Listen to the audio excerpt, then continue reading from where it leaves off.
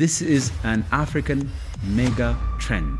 Ethiopia is going to be an African superstar. Africa pie ቢሆን pizza ቢሆን ድፎ ዳቦ ቢሆን እኛ ከራሳችን አካባቢ ውጪ የቆረስ ነው የለም። በተለያዩ አፍሪካ ሀገራት ኦፕሬት ሲያደርግ የነበረ ኢትዮጵያዊ ጆርናሊስት አልነበር። I think I was the first እና ዛሬ የአሜሪካንን ድሪም ኢትዮጵያ ውስጥ መኖር ችለናል። 10 ምናምን ዓመት ሀገር ለሀገር ዞሬ አፍጋኒስታን ኢራቅ እጄ ሰርቼ ኢቦላ ውስጥ ገብቼ ጦርነት ውስጥ ገብቼ ይሄንን ደግሞ ማረጋገጥ ከፈለግ ዩቲዩብ ጓደኛን መጠየቅ ትችላለህ። ግሩም ጫላ ብለህ ብቻ ጻፍ። ይሄንን ሁሉ ነገር ስታደርግ በጣም ቻሌንጅ የነበረው ነገር ምን ነበረ? ጦር ሜዳ የሚሄድ ጀግና ሰው አይፈራም ማለት አይደለም። ፍርሃቱን ስትረሱን ግን ማኔጅ ያደርግ።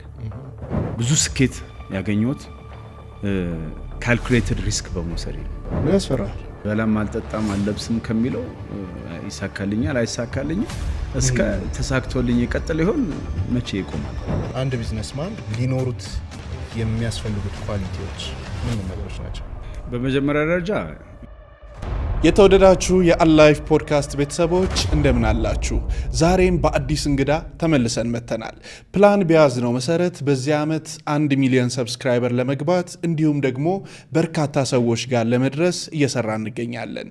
ታዲያ አናላይቲክሳችን ላይ ባየነው መሰረት 76% የሚሆነው ሰው ሰብስክራይብ ሳያደርግ ነው የሚመለከተው። ስለዚህ ሰብስክራይብ እንድታደርጉ ጠይቃችኋለሁ። መልካም ቆይታ።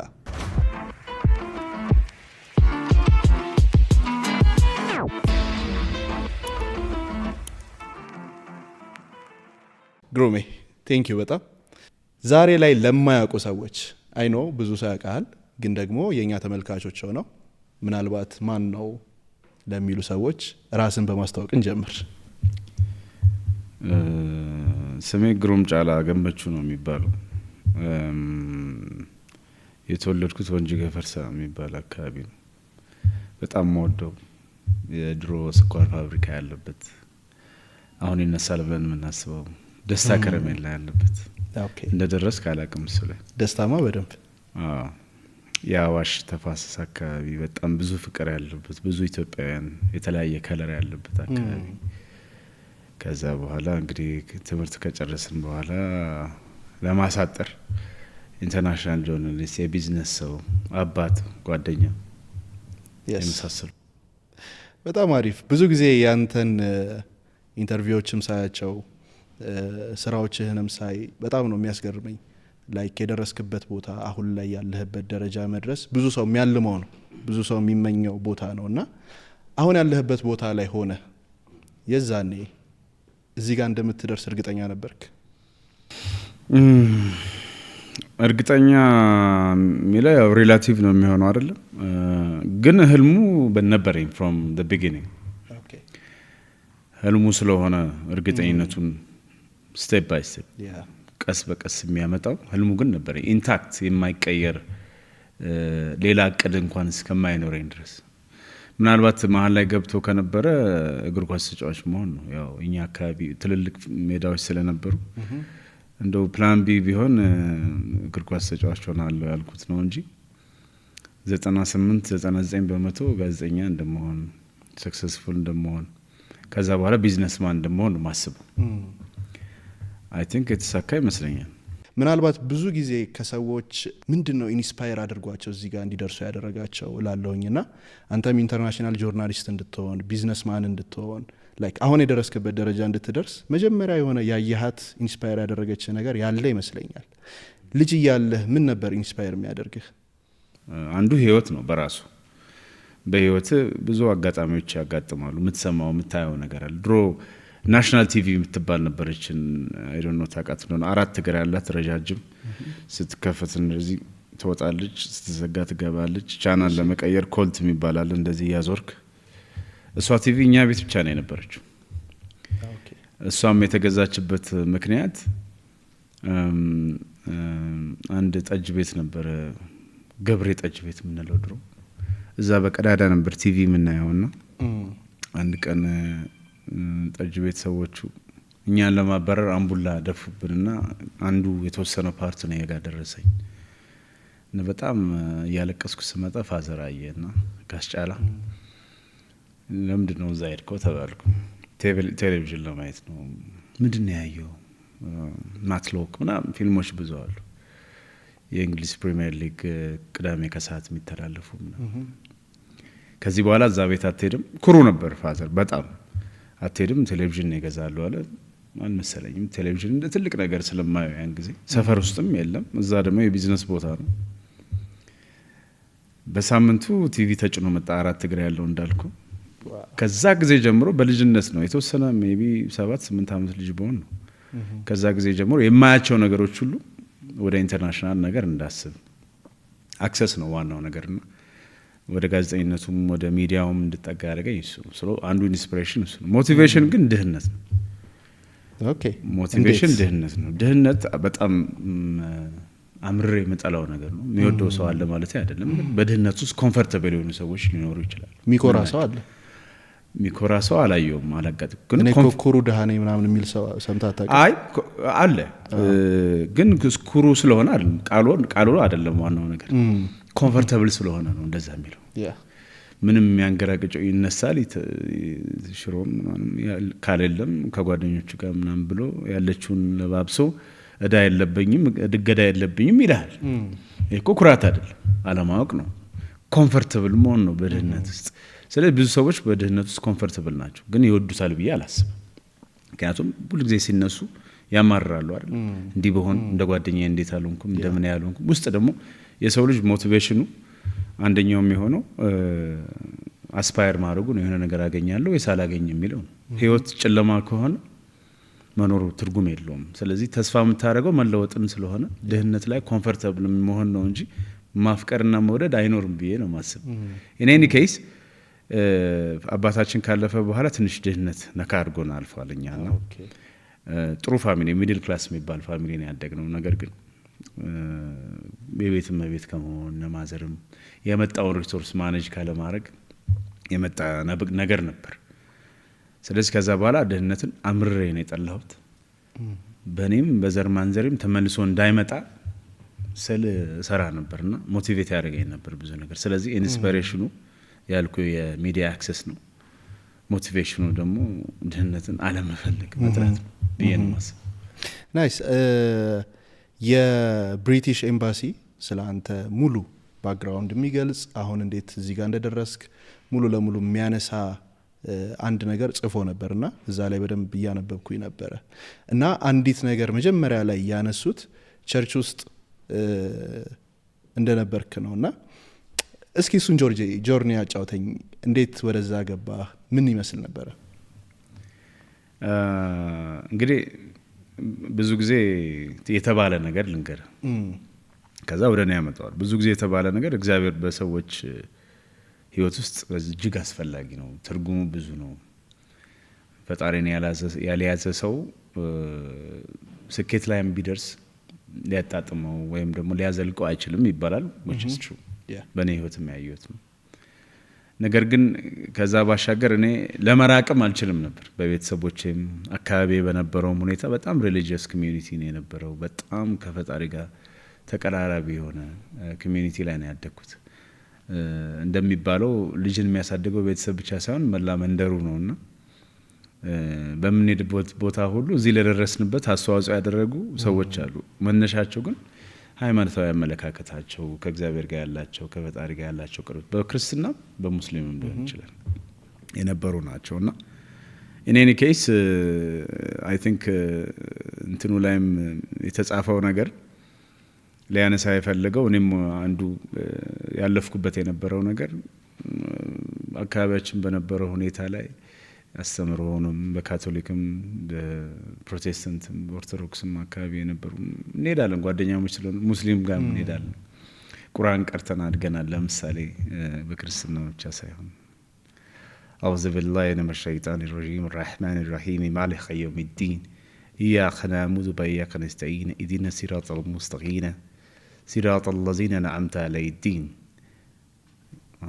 آمين آمين ፐርፌክትሊ ልክ ላልሆን ይችላል፣ ወረስቸው ሊሆን ይችላል። አካይ ፍሎው ግን እንደዚህ ነው። ድሮ ኡስታዞች ሲያስተምሩ ይወል ምን መሰለ የኢትዮጵያ ቅርጽ እሱ ስለነበረ ጎረቤቶቻችን ሙስሊሞች በዚህ በኩል ካቶሊክና ፕሮቴስታንት ብንሆን በዚህ በኩል ኦርቶዶክሶች ያለንበት ዝም ብለን ተቀላቅለን ፍቅር ላለመለያየት ሁላችንም ሪሊጂየስ ሁኔታችንን ተከባብረን ሁሉም ጋር እየሄድን ነገር ግን ፍቅሩ ውስጣችን እንደዚህ እንዲቀር ያደረገበት አካባቢ ነው ያደኩትና ያ ሁሉ ኢንስፒሬሽን ነበር።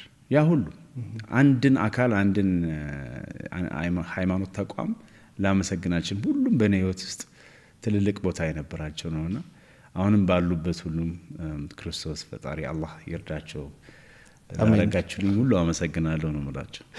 yes አሜን አሜን አሜን። ከዛ በኋላ ደግሞ ወደ እንግሊዘኛ ትምህርት ወደ ማስተማሩ የገባህበት መንገድ ደግሞ ነበርና ምንድነው ኢንስፓየር ያደረገ ወደ ማስተማሩ እንድትገባ? ምን ነበረ መንገዱ?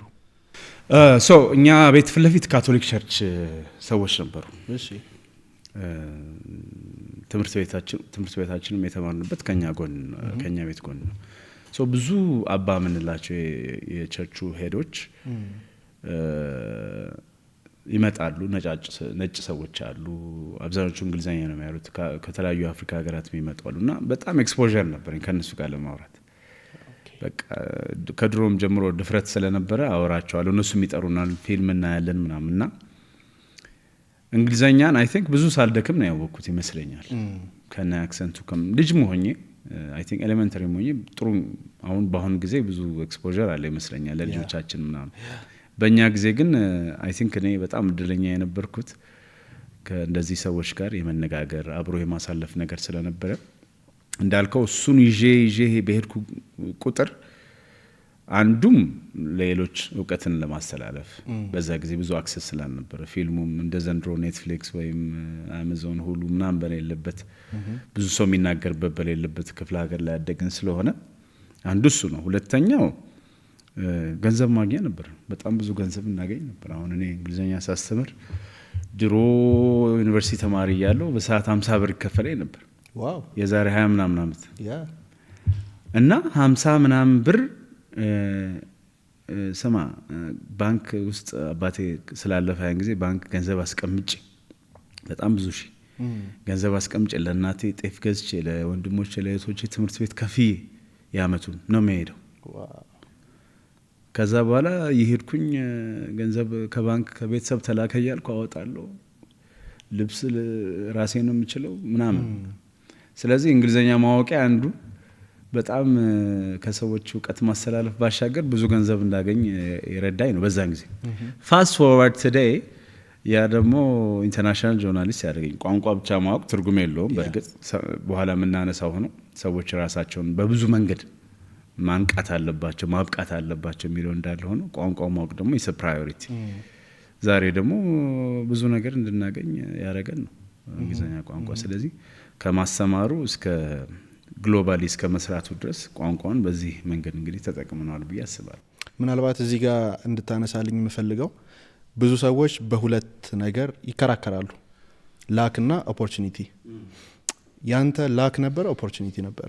ሁለቱም ነበር። እድለኝነት በጣም ያስፈልጋል። በእድል ታምናለህ? ዋይ ኖት? ኦኬ። እድል ከፈጣሪ የሚመጣ ነው ብዬ የማስበው ነገር ስለሆነ there is a supernatural divine power in the world። ስለዚህ ብዙ ጊዜ እድለኛ የሆኑ ሰዎች አጋጣሚዎች ይፈጠሩላቸዋል ብዬ አስባለሁ። እድለኛ ሆነ ኦፖርቹኒቲውን ካልተጠቀምከው ግን that's another story። እኔ ብዙ ማቃቸው ሰዎች እድለኛም ኦፖርቹኒቲም የገጠማቸው ሰዎች አሉ። then there is a third part፣ ሶስተኛ ፓርት አለ፣ taking advantage ቢባል ከሁኔታው አድቫንቴጁን መውሰድ ማለት ነው። እድል ካገኘ ኦፖርቹኒቲ ከመጣለ የሚቀጥለው ስራ አክሽን ነው የሚሆነው። ስለዚህ taking advantage ይባላል። I think ብዙ ሰዎች የሚያጡት ሶስተኛውን ፓርት። አሁን እኮ እድለኛ ነኝ የሚሉ ሰዎች አሉ።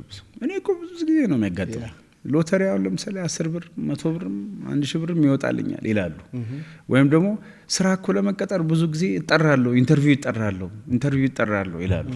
ኢንተርቪው የማይጠሩ ሰዎች አሉ።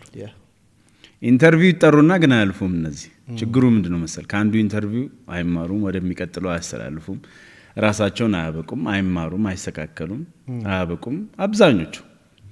ወይም ደግሞ ከኢንተርቪዎቹ መካከል ያለው ችግር ምን እንደሆነ ጥናት ለማድረግ ከራሳቸው ጋር ይነጋገሩ።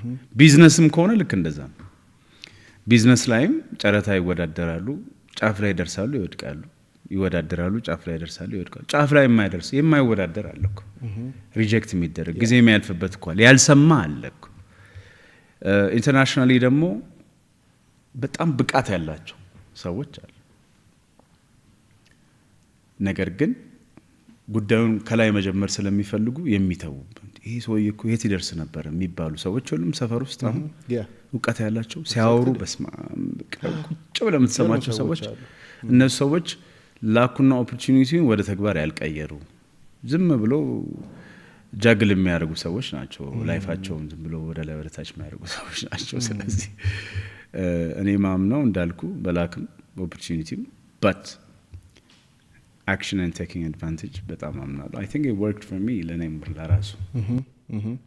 ምናልባት የምትነግረን የገጠመህ ነገር አንዱን ምሳሌ የምታነሳልኝ ይኖራል? የተጠቀምካቸው ነገሮች ለምሳሌ እኔ እንዴት ኢንተርናሽናል ጋዜጠኛ እንደሆንኩ ልንገር። እሺ ሁሌም አስበዋለሁ፣ ራሴን እያስተካከልኩ ነው የኖርኩት አይደለም። ነገር ግን አድቫንቴጁ ሲመጣ እኔ ኦሬዲ ስስተካከል የነበርኩበት ጊዜ ነው። ብዙ የስራ አጋጣሚዎች ለምሳሌ ዩኒቨርሲቲ ውስጥ ቀርቶ ለማስተማር መሞከርን፣ የውጭ ሀገር የትምህርት እድልን ያሳደዱ ማስተርሴን ከዛ ፒኤችዲ ዶክተር ግሩም ለመባል መሞከርን በዚህ አጋጣሚ ችግር የለውም። እሱም ሰው በመረጠው መንገድ ነው ስኬታማ የሚሆነው።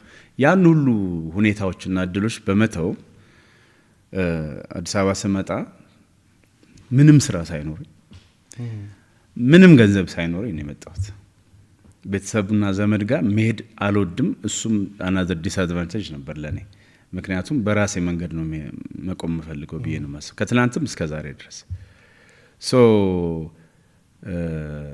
እንግሊዘኛ እያስተማርኩ በዚህ በኩል ለትራንስፖርትም ለምንም እያደረኩ በዚህ በኩል ደግሞ ጋዜጠኝነቱን ፐርሱ በማድረግ የተለያየ ቦታ በመጠራት ኢንተርቪው ከኢትዮጵያ ቴሌቪዥን ጀምሮ ፒአር ለመሆን በመሞከር በቃ መስመሩ ስለመግባት በኋላ አዲስ አበባ ቴሌቪዥን ሰራው ምንም እያልኩኝ አፍሪካ ህብረት በሚሄድበት ጊዜ ድሮ ኮንታክት ማድረጋቸው እነ CNN እነ BBC እና አልጀዚራ እነ CGTN ነበር።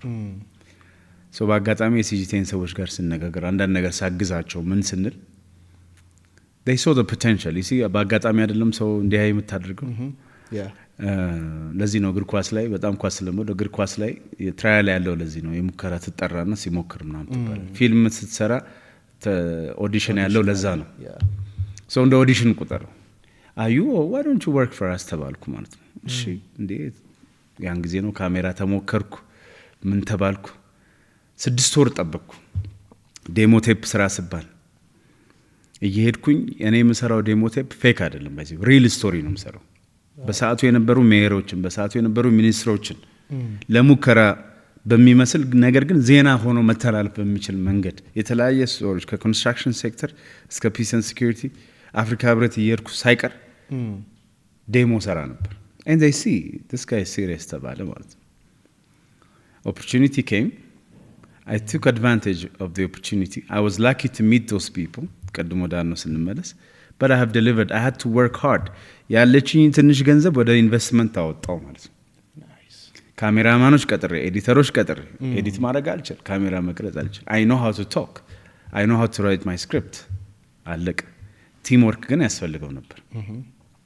finally 6 ወር በኋላ ለካኔ ማላቀው 100 ምናምን ሰው የተወዳደረበት ስራ ነው። እኔ ዝም ብዬ እንትምለው CNN የሰሩ ሰዎች ሌላ ቦታ የሰሩ ሰዎች አንደኛ ወጣው። the rest is history እስከዛሬ ድረስ 10 ምናምን አመት ግሩም ጫላ የሚባለው ስም በተለያዩ ዓለም ሀገራት በመስራት ኢንተርናሽናል ጆርናሊስት ሆኖ ፐርፎርም አድርጎ በስራ የታየ ነገር መስራት ቻለ ማለት ነው። ስለዚህ አንዱም እንደጠየቀኝ አንዱ ምሳሌ ምንድነው ይሄንን የመሰለ ጉዞ ለማድረግ የራስ የግል ጥረት እንዳለ ሆኖ ሰዎችን በማሳተፍ በማዳመጥ ኦብዘርቭ በማድረግ በመቸገር በመውደቅ በመነሳት ማጣትን ባለመፍራት ማግኘት ስላለው it takes money to make money ከሌለ ላይ እንዴት ኢንቨስት አድርጋለህ ይላል አንዳንድ ሰው። ከሌለ ላይ ነው ኢንቨስት የምታደርገው እንዲኖርህ ስለምትፈልግ ማለት ነው። ስለዚህ ያ ነው እንደ አንድ ምሳሌ እንዳልከኝ የኔ ህይወት ጉዞ ያገኘሁትን አድቫንቴጅ ባለመልቀቅ ነው እዚህ የደረስኩት። በመሀከል ባይዘው ብዙ የስራ እድሎች ነበር። ብዙ ሰው ሰብስታንስ የሚያጣው ፎከስ አያረግምና አንዷን ይይዛትና ከዛ ብዙ ሳይ ያችንም ሲል የዚህኛው ግሪፕ እያቀነሰ ያችንም ሲል የዚህኛው ግሪፕ እየቀነሰ ትለቀዋል። እነዚህ ጊዜያዎቹ ነገሮች ምን ያደርጉሃል? ኦኬ ያኖሩሃል፣ ማይልድሊ ደስተኛ ነህ። እንደዚህኛው ግን አይሆንም ነበር። እነዛን መሀል ላይ የነበሩ ጊዜያዊ ቀዝቀዝ ያሉ ወይም ለብ ያሉ ደስታዎች በመተው ትልቁን ነገር ላይ ተሯሩጠን ነው እንግዲህ እዚህ የደረስኩት ማለት እችላለሁ ከእግዚአብሔር ጋር። ሰላም ጤና ይስጥልኝ። ሃይማኖት ነኝ፣ የእናንተው የቴምር ሪል ስቴት የሽያጭ አማካሪ። ቴምር ሪል ስቴት ከዚህ በፊት በተለያዩ ሳይቶቹ በምታውቁት መሰረት ከ900 ሺህ ብር ቅድመ ክፍያ ጀምሮ የንግድ ሱቆችን እንዲሁም ደግሞ በ5.7 አጠቃላይ ክፍያ ደግሞ የመኖሪያ ቤቶችን ቴምር ሪል ስቴት በቡልጋሪያ አዲስ ሳይት ይዞላችሁ ብቅ ብሏል። የንግድ ሱቆቹ ከግራውንድ ፍሎር ጀምሮ እስከ 5ኛ ፍሎር ሲሆኑ የመኖሪያ ቤቶች ደግሞ ከባለ 1 መኝታ ጀምሮ እስከ ባለ 3 መኝታ ድረስ ይዞላችሁ መጥቷል ከ30% ልዩ ቅናሽ ጋር። ለበለጠ መረጃ ደግሞ በ090551 8284 ላይ ይደውሉልኝ።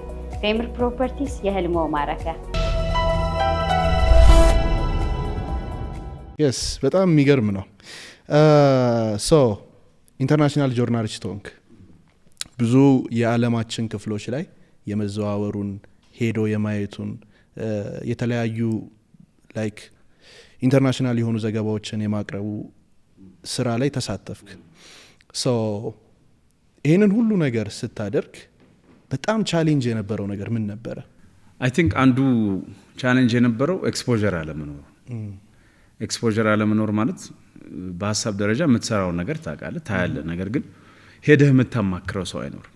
ቅድም እንዳልኩ ለምሳሌ አንተ ፖድካስት ሰራለሁ ብለህ ስትነሳ ብዙ ፖድካስት የሚሰሩ ሰዎች ታገኛለህ። አሁን ኢንተርኔቱ ምንም አክሰስ ስላለ ወይም እዚህ ሀገር ላይ የሞከሩ ሰዎችን ታገኛለህ። ምን አይነት ማቴሪያል ነው መግዛት ያለብኝ፣ ኮንቴንት ምን መምሰል አለበት ምናምን የሚለው ቻሌንጅ ምን አለው፣ እንዴት ታልፈዋለህ የሚለው። እኔ ኢንተርናሽናል ጆርናሊስት የነበረ ኢትዮጵያዊ ሰው አላውቅም በዛ ወቅት። አይ ቲንክ አልነበረም ብዬ ነው ማስበው። ወይም እኔ በሰራውበት መጠን ቴሌቪዥን ላይ ቆሞ ላይቭ እየሰራ ፓኬጆች እየሰራ የሚልክ በተለያዩ አፍሪካ ሀገራት ኦፕሬት ሲያደርግ የነበረ ኢትዮጵያዊ ጆርናሊስት አልነበረም። አይ ቲንክ አይ ዋዝ ዘ ፈርስት እና ስለዚህ የማላቀውን ዋተር ናቪጌት እያደረኩ ነበር። የማላቀው ውሃ ውስጥ ዝም ብዬ በቃ ፍሪስታይል ነበር ሰዋኝ የነበረው። ስለዚህ አንዱ ትልቁ ፈተና የነበረው እሱ ነው። ምክንያቱም ትራያል ኤንድ ኤረር ነው። እነሱ የሚፈልጓቸው ስታንዳርዶች አሉ። ለምሳሌ በዚህ መንገድ ሂድ፣ በዛ መንገድ ሂድ የሚሉ ኢኩዊፕመንት አልነበረንም እኛ ለምሳሌ በዛ ጊዜ እና እንደዚህ አይነት ነገሮች። ከዛ ደግሞ ሂውመን ካፒታል አልነበረንም። ሰው የምናገኛቸው ሰዎች በጣም ጥቂት ነበሩና ያ ትልቅ ፈተና ብዬ ማስበው እሱ ነው ለኔ ማለት ነው። ከዛ በኋላ እሱን ለማለፍ ጊዜ ይፈልግ ነበረ። ትራያል ኤንድ ኤረሮች ነበሩት እንዳልኩ። ከተለያዩ ሰዎች ጋር ለመነጋገር መሞከር አለ። በሚሄድባቸው ሀገሮች ላይ ያገኘኋቸውን ሰዎች በሞላ አናግራቸው ነበረ። መጠየቅ አልፈራም ነበር። እኔ ለምሳሌ ይሄ ሰውዬ ግሩም እኮ አያውቅም፣ ግን እንደዚህ ሚዲያ ነው የሚሰራው ቢሉኝም ባይሉኝም ግድ የለኝም። ከአንድ ሰው የተወሰነ ነገር ማገኝ ከመሰለኝ ጠይቃለሁ። ምክንያቱም የሰዎች እድገት የሚመስለኝ አንዱ በአንደኛው እውቀት ላይ እየተንተራሰ ሁላችንም ከዜሮ ጀምረን ቢሆን ኖሮ ዓለም እዚህ አትደርስም ነበር።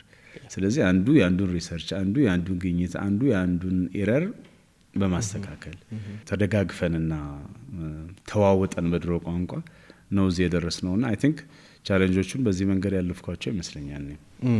ናይስ። የሆነ ጊዜ አንድ ኢንተርቪውን እያየው ነበርና በአፍሪካ ውስጥ እየተዘዋወርክ በምሰራ ጊዜ ያጋጠሙ ነገሮች ነበሩ። ምናልባት በደንብ መጠየቅና ማወቅ የምፈልገው ነገር ተፈጥሯዊ የሆኑ ቻሌንጆችን ሜቢ ዌዘር ሊሆን ይችላል፣ ሜቢ የዱር እንስሳቶች ጋር መገጣጠም ሊሆን ይችላል፣ ሜቢ ሌሎች ተፈጥሯዊ የሆኑ አደጋዎች ወይንም ቻሌንጆች ሲያጋጥሙ እንዴት ነው የምትወጣቸው? መጀመሪያ አካባቢ እንደምንም እንዳመጣጡ መጀመሪያ አካባቢ አሁን ለምሳሌ እኛ ያደግንበት አካባቢ ቆላ ነው ወንጂ ሙቀት አለ። የኮትዲቯርንና የኮንጎን ያክል ግን ሊሆን አይችልም። ወይ ሞሪታኒያ ሊሆን አይችልም። ሞሪታኒያ ማለት ለምሳሌ ሳሃራ በረሃ ውስጥ ያለ ሀገር ነው። ስለዚህ ምንም ልታነጻጽረው አችልም። በተለይ የሄድክበት ወቅት ከባድ ከሆነ ምንም ማድረግ አችልም። ሲኦልን እየተለማመድክ ትቀጥላለህ ማለት ነው። ግን ደግሞ ዩሲ አሁን ሂዩማኒቲ በጣም ሬዚሊየንት ነው። በጣም ብዙ ነገር ተቋቁሞ የሚኖር እንትን ነው የሰው ልጅ ማለት። ሰው ሲኖር ዝም ብሎ ኖርማል ላይፍ ሲኖር ኤሲ የሌለው ቤት ግን እንደ ሜክሺፍት አድርገው ራሳቸውን እያቀዘቀዙ ምን እያሉ ሲኖሩ ሂት ዌቭ በጣም ከባድ ነው ያጋጥማቸዋል። ብዙ አፍሪካ ላይ ስለማይዘገብ አውሮፓ ቢሆን ኖሮ ብዙ ተሰማው ነበር። ኢን ኬዝ እኔ ደግሞ መጀመሪያ አካባቢ ይሄ ነገር ሲያጋጥመኝ አብሬ ሰው የሚያደርገውን ነገር እያደረኩ በጣም ወይዘር ባይዘው በጣም ከባድ ነው። እኛ ይሄ ሀገር እጅግ የተቀደሰባቸው ብሌስ የተደረገባቸው ነገሮች አንዱ አየር ንብረት። ትንሽ ነገር ሲሞቀን ዛሬ ሙቀቱ ምናምን ሜቢ ከዛ ሀገር ጋር ከሄድንባቸው አካባቢዎች ጋር ሜቢ 5% እንኳን መቀራረብ ላይኖረው ይችላል። ምክንያቱም እነሱ ጋር ሂዩሚዲቲ የሚባል ነገር አለ። መሞቁ ብቻ ሳይሆን የሆነ ትልቅ ብላንኬት የለበስክ ነው የሚመስለው አየሩ ስትሄድ። እዚህ መሞቅ ሊሆን ይችላል። አንድ እሱ ነው። ሁለተኛ የማትጠብቃቸው ኢሬጉላሪቲስ አሉ። ለምሳሌ ከእንስሳው ከምናምን ይልቅ የሰው ቻሌንጅ አለ። ሴኩሪቲ ፎርስ ለምሳሌ አሁን ኮንጎ በምንሰራበት ጊዜ፣ ሶማሊያ በምንሰራበት ጊዜ የሴኩሪቲ ሰው ዝም ብሎ ሊይዝ ይችላል፣ ዝም ብሎ ሊያወራ ይችላል፣ ዝም ብሎ ሊያስተጓጉሉ ይችላል። ለምን እዚህ መጣል በቃ ቆዳ ወይ ከለር እኔ እንኳን ትንሽ ወደ ዌስት አፍሪካም ስለምጠጋ አይደል ማለት እንግሊዘኛ ኮሚኒኬሽንም ካሽ ፍራንኮፎኒ ሀገር ከሄድክ ደግሞ ፈረንሳይኛ ነው። እሱም ቋንቋም ቤሪየር ነው። ስለዚህ የሰው ልጅ ነው ትልቁ ፈተና ብዬ ማስበው ነኝ። የጸጥታ ኃይሎች ለምሳሌ ፕሬዚደንሻል ጋርድስ የሚባሉ የፕሬዚደንቶች ጠባቂዎች፣ የሄድ ኦፍ ስቴት ጠባቂዎች በቃ በህይወቴ የፈተኑኝ ሰዎች እነሱ ናቸው። በተለያየ ሀገር ላይ እኛ ከነሱ ከሚሰሩት ተቃራኒ ነን። የሴኩሪቲ ትሬት ነን ማለት ሳይሆን ስኬጁልድ አይደለም። አሁን ለምሳሌ አንድ መሪ የሆነ ቦታ ሲገባ ሲሄድ ከሆነ ሰው ጋር 5 ደቂቃ እስከ 10 ደቂቃ እሱን አናግራለሁ፣ ከዚህ እስከዚህ እሱን አናግራለሁ ብሎ ቀኑ ፕላን እንደሆነ ነው የሚወጣው። መሀል ላይ ግን ጋዜጠኛ ሊይዘኝ ይችላል፣ ኢንተርቪው ላይ ያደርገኝ ይችላል፣ ዶር ስቴፒንግ ይባላል፣ ዝም ብለ ይችላል ተብሎ እቅድ አይወጣም። ስለዚህ እኛ ምንድነው የምናደርገው? ፕሬዚደንቱ ሲያልፍ ነው የምናገኘው። ገብቷል። ለምሳሌ ፖል ካጋሜ ከመጡ እሳቸውን ለማናገር፣ ዙማ ፎርመር ፕሬዚደንት ወይም ራማፎዛ ከመጡ እሳቸውን ለማናገር፣ ኡሁሩን ለማናገር ወይም ሌሎቹ እንደዚህ በምናደርገው ጥረት መሀል ላይ ምን እንፈጥራለን? ዲሌይ እንፈጥራለን፣ እናዘገያለን። ስለዚህ የማጠላት እንሆናለን ማለት ነው። የሴኩሪቲ ጋርዶችን ጠላት እንሆናለን። ሴኩሪቲ ጋርዶች ደግሞ አንድም ከሰዓት አንድም ደግሞ ማናቸው እነዚህ ምናምን ብለን ተጋፍተን ነው የምንገባ። በሚገርም ሁኔታ ግን ሄድስ ኦፍ ስቴትስ they like it። ሄድስ ኦፍ ስቴት በጣም ነው የሚወዱት ይሄን። ጋዜጠኛ ሲመጣ አይጠሉም። በተለይ ደግሞ ፐርሰናል ሪሌሽንሺፕህን ከገነባ ኢንተርናሽናል ሚዲያ ደስ የሚለው ራፖር ይፈልጋል፣ ግንኙነት ከሰዎች ጋር መቀራረብ ይፈልጋል። እነሱ ሊያምኑ ይገባል። አንዱ ስኬት ምለው እኔ እስከ ዛሬ ድረስ የአብዛኞቹን የአፍሪካ መሪዎች የተለያየ ዓለም መሪዎችን እምነት ያገኘው ይመስለኛል። ምክንያቱም ሀገራቸው ጋር ተጠርቼ እሄዳለሁ፣ አናግራቸዋለሁ። እስከ ዛሬዋ ቀን ድረስ በፐርሰናል ሪሌሽንሺፕ ያለኝ አንዳንድ ሰርጎቻቸው ላይ፣ የልጆቻቸው ልደት ላይ፣ ታንክስጊቪንግ ላይ፣ ክሪስማስ ላይ መሄድና ማገኛቸው መሪዎች አሉ፣ ወይም የቀድሞ መሪዎች አሉ፣ የቀድሞ ፎሬን ሚኒስትሮች አሉ። እና ስለዚህ በዛ ጊዜ የፈጠርነው ራፖር ነው ስናናገር። እነዚህ ሰዎች ግን ይገፈቱ። አንድ ጊዜ አስታውሳለሁ የሆነ ሀገር አላስታውስም፣ ጊኒ ወይም ሴራሊዮን፣ ላይቤሪያ I don't remember or እንደዚህ ምንም ያክል ጥርብ ሴኩሪቲ ጋር እጄ እንደዚህ ያዘኝ።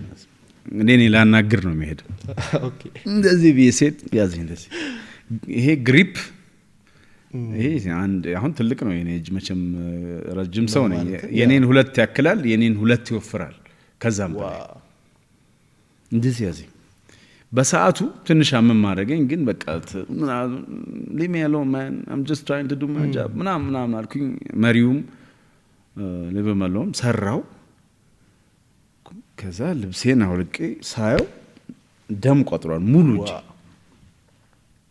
እጄ እኔም ስፖርተኛ ነኝ ነው ምንም ጉዳይ አስብ እሱ የሚበላው የሚጠጣው ግን ይሄን ነው የሚያደርገው በቃ እና መገፈታተሩ መጣራቱ አንዳንድ ጊዜ መወራረፉ ምናም ከነሱ ጋር ነው የኖርኩትና ግን throughout time ባለፉት 10 ምናምን አመታት ምናሉ አብዛኞቹ አይቀየሩም እና ያቁ ጀመር እና ይመጣሉ አጠገብ እንግዲህ አሁን ኮንፍሊክት አቮይድ እኔም እንደማላቆም ስለሚያውቁ ይመጡና ግሩም እስቲ በቃ ዛሬ እንደዚህ ስለሆነ አለፈን ሲመለስ ባይሆን እንሞክር እስኪ እንደዚህ እናርግ ምናምን ይላሉ እና አንዳንዴ እኔም ያደኩ ስመጣ ደግሞ ስሙም ኔሙ ፌሙም ስለመጣ አንዳንድ ጊዜ ያወቅተዋቸው መጀመሪያ አካባቢ I was so aggressive ምንም አይመስለኝም መጣ መድፍጭ ነው ይምጣ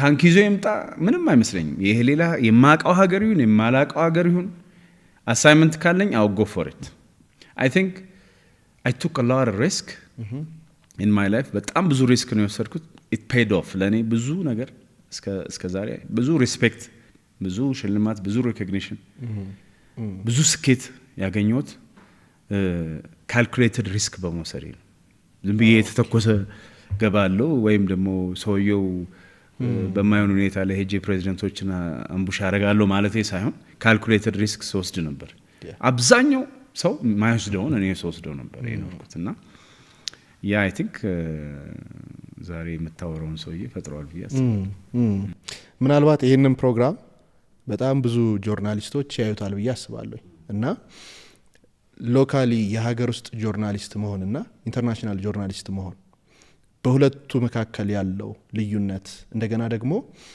ሎካሊ ጆርናሊስት ሆነው በጣም የተከበሩ በጣም ጎበዝ ሰዎች አሉ ነገር ግን ኢንተርናሽናል ደረጃ ላይ ያልደረሱበት በኢንተርናሽናል ደረጃ ገፍተው እንዳይሄዱ የያዛቸው ነገር ምን ሊሆን ይችላል ሶ ሁለት ጥያቄ ነው አንዱ ልዩነቱ ምንድነው ብዙ ነው ልዩነቱ ምክንያቱም እኔ ሁለቱም ነበርኩ ትንሽ ጊዜም ቢሆን ሎካል ጆርናሊዝም ሰርቻለሁ የሀገር ውስጥ ጆርናሊስት ስትሆን ስኮፕ ነው አንደኛው የምትሰራው ስኮፕ ሊሚትድ ስኮፕ ነው እዚሁ አካባቢ ሀገር ውስጥ ያሉ ነገሮች ላይ በማተኮር አንዳንድ ጊዜ እንደውም ሎካላይዝድ የሚሆነው ለምሳሌ አዲስ አበባ ቴሌቪዥን ኦሮሚያ ቲቪ ትግራይ ቲቪ አማራ ቲቪ ምናምን የሚሰሩ ጎበዝ ልጆች አካባቢያቸውን አንዳንድ ጊዜ ሀገራዊ ነገር ሊሰሩ ይችላሉ ግን አካባቢያቸው ላይ የሚያተኩሩ አሉ ተለልቅ ያሉት ደግሞ ሀገር አቀፍ ሚዲያ ላይ የሚሰሩ ደግሞ የሀገር ጉዳይ ላይ በማተኮር እሱ ላይ ስፔሻላይዝ ያደርጋሉ ለዛ ነው ጥሩ የሚባሉ እንትን መታያቸው እኔ ባይ ዘ ዌይ ባክግራውንዴ መጀመሪያ ሬዲዮ ጆርናሊዝም ሬዲዮን በጣም ነው የምወደው ነበር ድሮ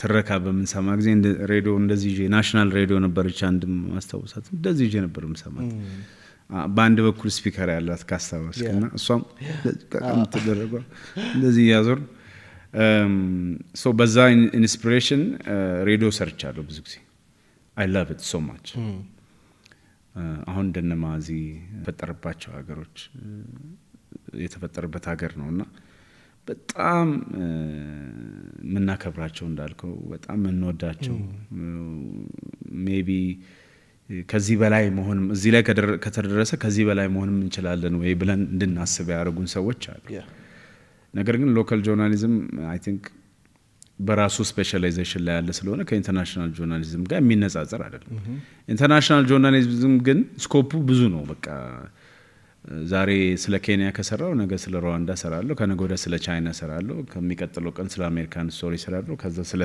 ዩናይትድ ኔሽንስ ሰራለሁ ከዛ ስለ ኢጋድ ሰራለሁ ስፖርት ሰራለሁ የስፖርት ጉዳይ ሰራለሁ ኢኮኖሚ ጉዳይ ሰራለሁ ፖለቲካ ጉዳይ ሰራለሁ ጦርነት ዘግባለሁ ኤቭሪቲንግ ምንም ሊሚትለስ ነው ማለት ነው ስሰራ የኖርኩት እንደዛ ነው ስለ ካፍ ስዘግብ ነበር ስለ ወርልድ ካፕ ስዘግብ ነበር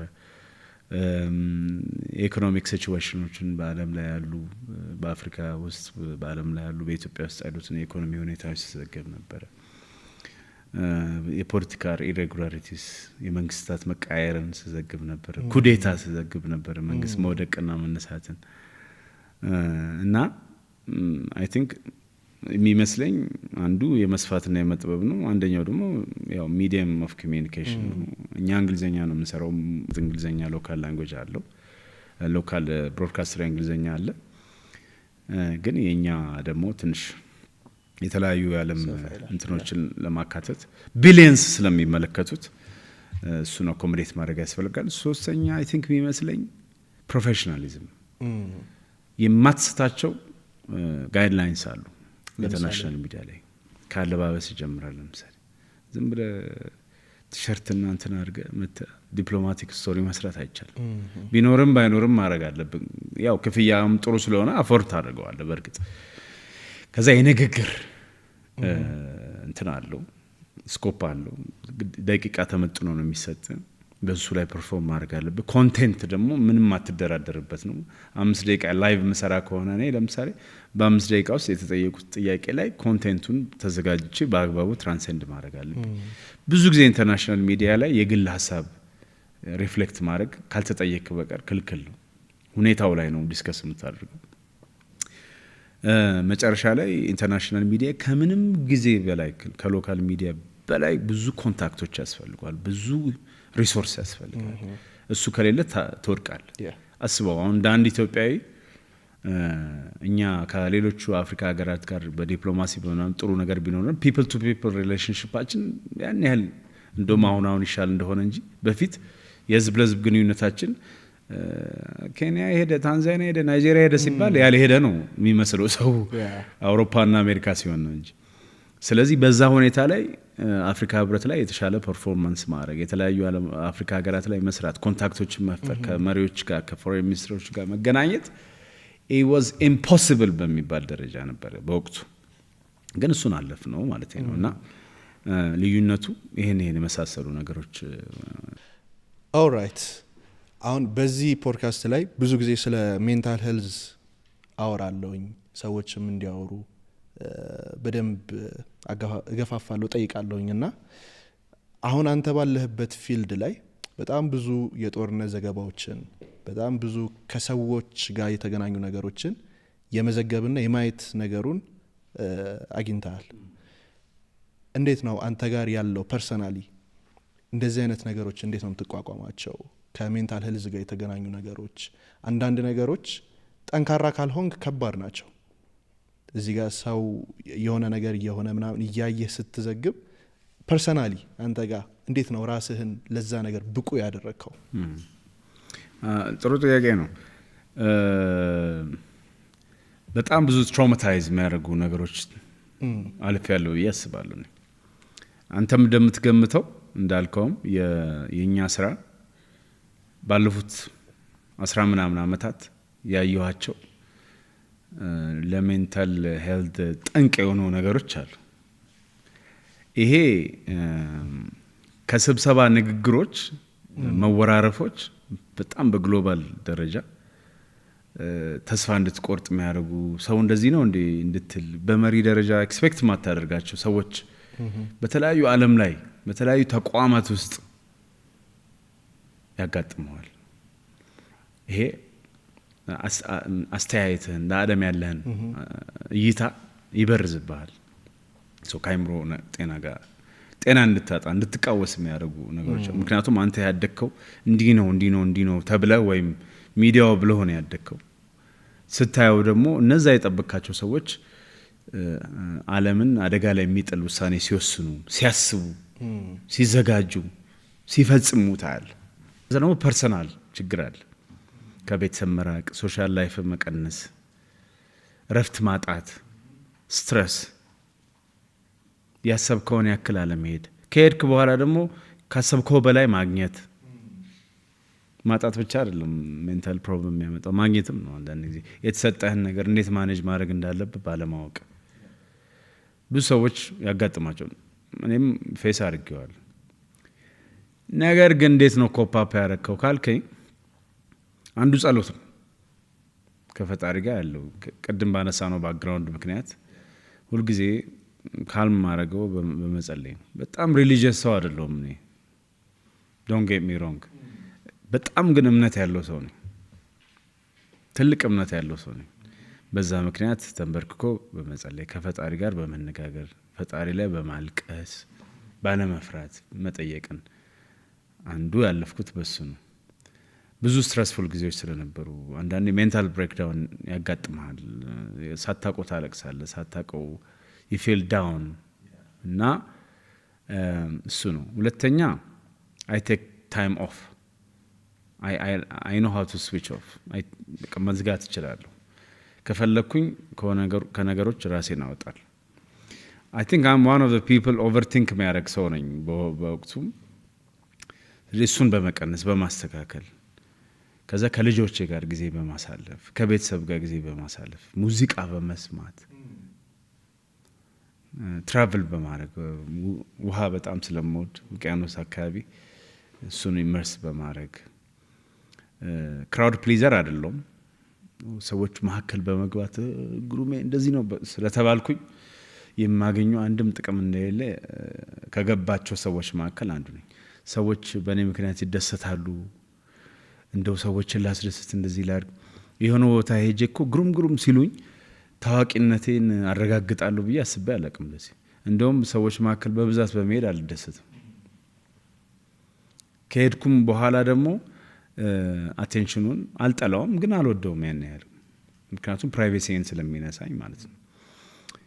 ከዛ መካከል ደግሞ አንዳንድ ሰው ደግሞ አለ አንተ ላይ ጫና የሚፈጥር። አሁን ብዙ ሰዎች ይመስለኛል ታዋቂ ከሆኑ በኋላ ሰዎች ምን ይሉኛል የሚለው ብዙ ያስጨንቃቸዋል።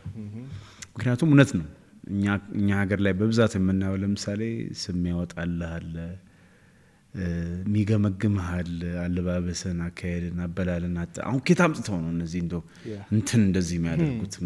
እነዚህ እንደዛ ስለሆኑ ነው አይደል? እነከሌ ጓደኞች ስለሆኑ ነው አይደለም? ብሔራቸው እንደዚህ ስለሆኑ ስንት ዓለም ዞሬ ተነስቼ ወድቄ ከዛ ደግሞ ድጋሜ ወድቄ ድጋሜ ተነስቼ በጦርነት በመከራ መካከል አለፌ ሳበቃ ሚሊዮነር ላልሆን ቀላል ሆናለሁ? በደንብ ነው የምሆነው። ከሆንኩ በኋላ ደግሞ እኔ ኑሮውን ስኖር አንተ ስለኔ የምታወራ ከሆነ እዚች ያክል ግድ አይሰጠኝም። ብዙ ሰዎች ግን ይሰጣቸዋል በሚያሳዝን ሁኔታ። ከሰው ጋር እኮ ነው የምትኖረው። አሁን እናቴ የምትለኝ እንዴት ነህ ስላለ ከሰዎች ጋር እኮ ነው የምትኖረው። አዎ ልክ ነሽ፣ ግን እንዳልሽው ሰዎች ናቸው። ሁሉም የራሳቸው አመለካከት አላቸው። አመለካከት ብቻ ሳይሆን ኢንቴንሽን አላቸው፣ ፍላጎት አላቸው። ሆን ብሎ ተዘጋጅቶ አንተን ለማውረድ ለመገምገም የሚመጣ ሰው አለ። እኔ ደግሞ ሰው ይታየኛል ብዬ አስባለሁ። አመጣጡም ልምድ አይደለም፣ አደግን፣ ትልቅ ሰው ሆነና ህፃናት አይደለም። የተሳሳተ ሰውና ፍላጎቱ ሌላ የሆነ ሰው በአይኑ ታውቃለህ አብዛኛውን ጊዜ። ከዛ ያስቀኛል። ሄተርን ማናደድ እችላለሁ እኔ ሳልናገር።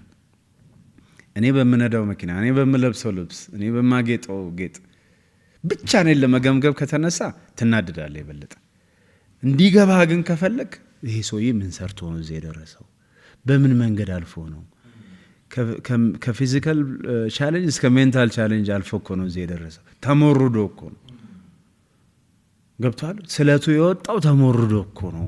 በመሞረድ መካከል ፔን አለ።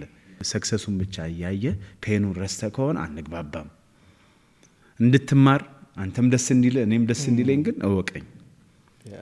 ካላወቀኝ ጀጅ አታርገኝ። ጀጅ ብታረገኝም ግን ግድ የለም እግዚአብሔር ይመስገን ብለን ይኖር ነው እስካሁን። ሰላም ጤና ይስጥልኝ። ሃይማኖት ነኝ፣ የእናንተው የቴምር ሪል ስቴት የሽያጭ አማካሪ።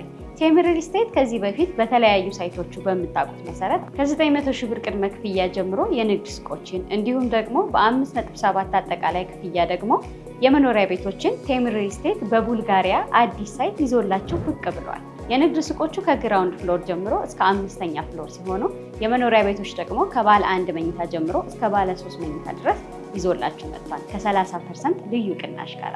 ለበለጠ መረጃ ደግሞ በ090551 8284 ላይ ይደውሉልኝ። ቴምር ፕሮፐርቲስ የህልሞ ማረፊያ።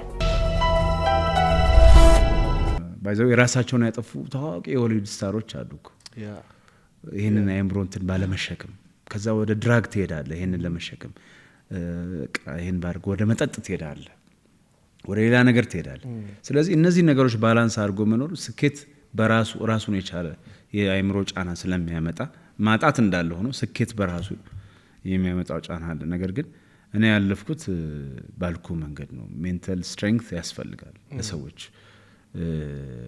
ምን ይሉኛል ብቻ ሳይሆን በይሉኝስ ምን ችግር አለው የሚለውን ማሰብ ያስፈልጋል። በምትሄድበት ቦታዎች ላይ ኤክስም ዋይም ሊኖር ይችላል። ስለዚህ ይሄ ከመጣ በዚህ ያልፋሉ፣ ይሄ ከመጣ በዚህ ያልፋሉ። ስቲል ይሄም ሆኖ ስቲል ዩ ፊል ዳውን። ቤተሰብ ላይ ጫና ሊፈጥርብህ ይችላል ያንተ ስሜት እና አይ ቲንክ በዓለም ላይ እጅግ የተሳካላቸው የሚባሉ ሰዎች የአእምሮ ጥንካሬ ያላቸው ሰዎች ናቸው። ሜንታል ሳኒቲ ብቻ ሳይሆን ፒስ ኦፍ ማይንድን መጠበቅ የሚችሉ ሰዎች ናቸውና አይ ቲንክ በዛ አይነት መንገድ ጥሩ ሰርቻለሁ፣ ጥሩ ነገር አልፌያለሁ ብዬ አስባለሁ። ናይስ፣ በጣም አሪፍ። ስለ ሀብት እናውራ እስኪ። ምክንያቱም ስንወለድ አይደለም የሀብት ማይንድ ሴት ይዘን የምንወለደው፣ በአስተዳደጋችን ውስጥ ነው ያንን ነገር የምንገነባውና አንድ ሰው እንዴት አድርጎ ነው ይህንን ማይንድ ሴት ማምጣት የሚችለው? ቅድም ወዳልነው ወደ መጀመሪያው እንመለስ። ከድህነት ጋር ተስማምቶ ለመኖር ማሰብና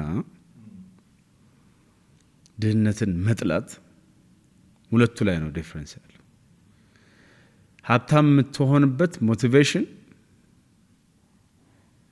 እነከሌ ይህን አድርጌ ጥሩ ጫማ አድርጌ ወይም ላምበርጊኒ ነድቼ ወይም መርሴዲስ ቤንዝ ነድቼ ጥሩ ማንሽን ውስጥ ኖሬ እነከሌ ይደሰታሉ ብለህ ከሆነ አንተ ሀብታም አይደለም፣ የአእምሮ ድሃ ነህ ማለት ነው።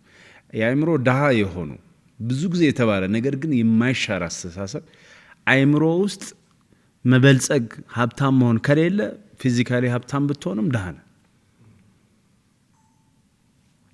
አእምሮ ውስጥ ለሰዎች እርካታ ስትል የሰዎችን አፕሩቫል ለማግኘት ስትል ከሆነ ገንዘብን የፈለካት ቁስን የፈለካት ድሃ ነህ። አንተ በመንገድ ላይ በምትሄድበት ጊዜ እነማ ዞር ብለው መኪናዬን አዩ፣ የለበስኩትን አዩ፣ እንደው የሞላ የተደላደለ ሰውነቴን አዩ፣ ሀብት አለኝ ብለህ አስበህ ከሆነ ድሃ ነህ። ምክንያቱም የፈጠርከው ሀብት በሞላ ያንተ አይደለም፣ ለሰዎች ተብሎ የተደረጉ ናቸው። የምትገዛው ቤት፣ የምትገዛው መኪና፣ የምትገዛው ጫማ፣ የምትገዛው ልብስ እነከሌ ያስደስታል ብለህ ነው እንጂ አንተን አይደለም። ታዲያ ያልተደሰትክበት ሀብት አንተን ሀብታም ያደርጋል እንዴ?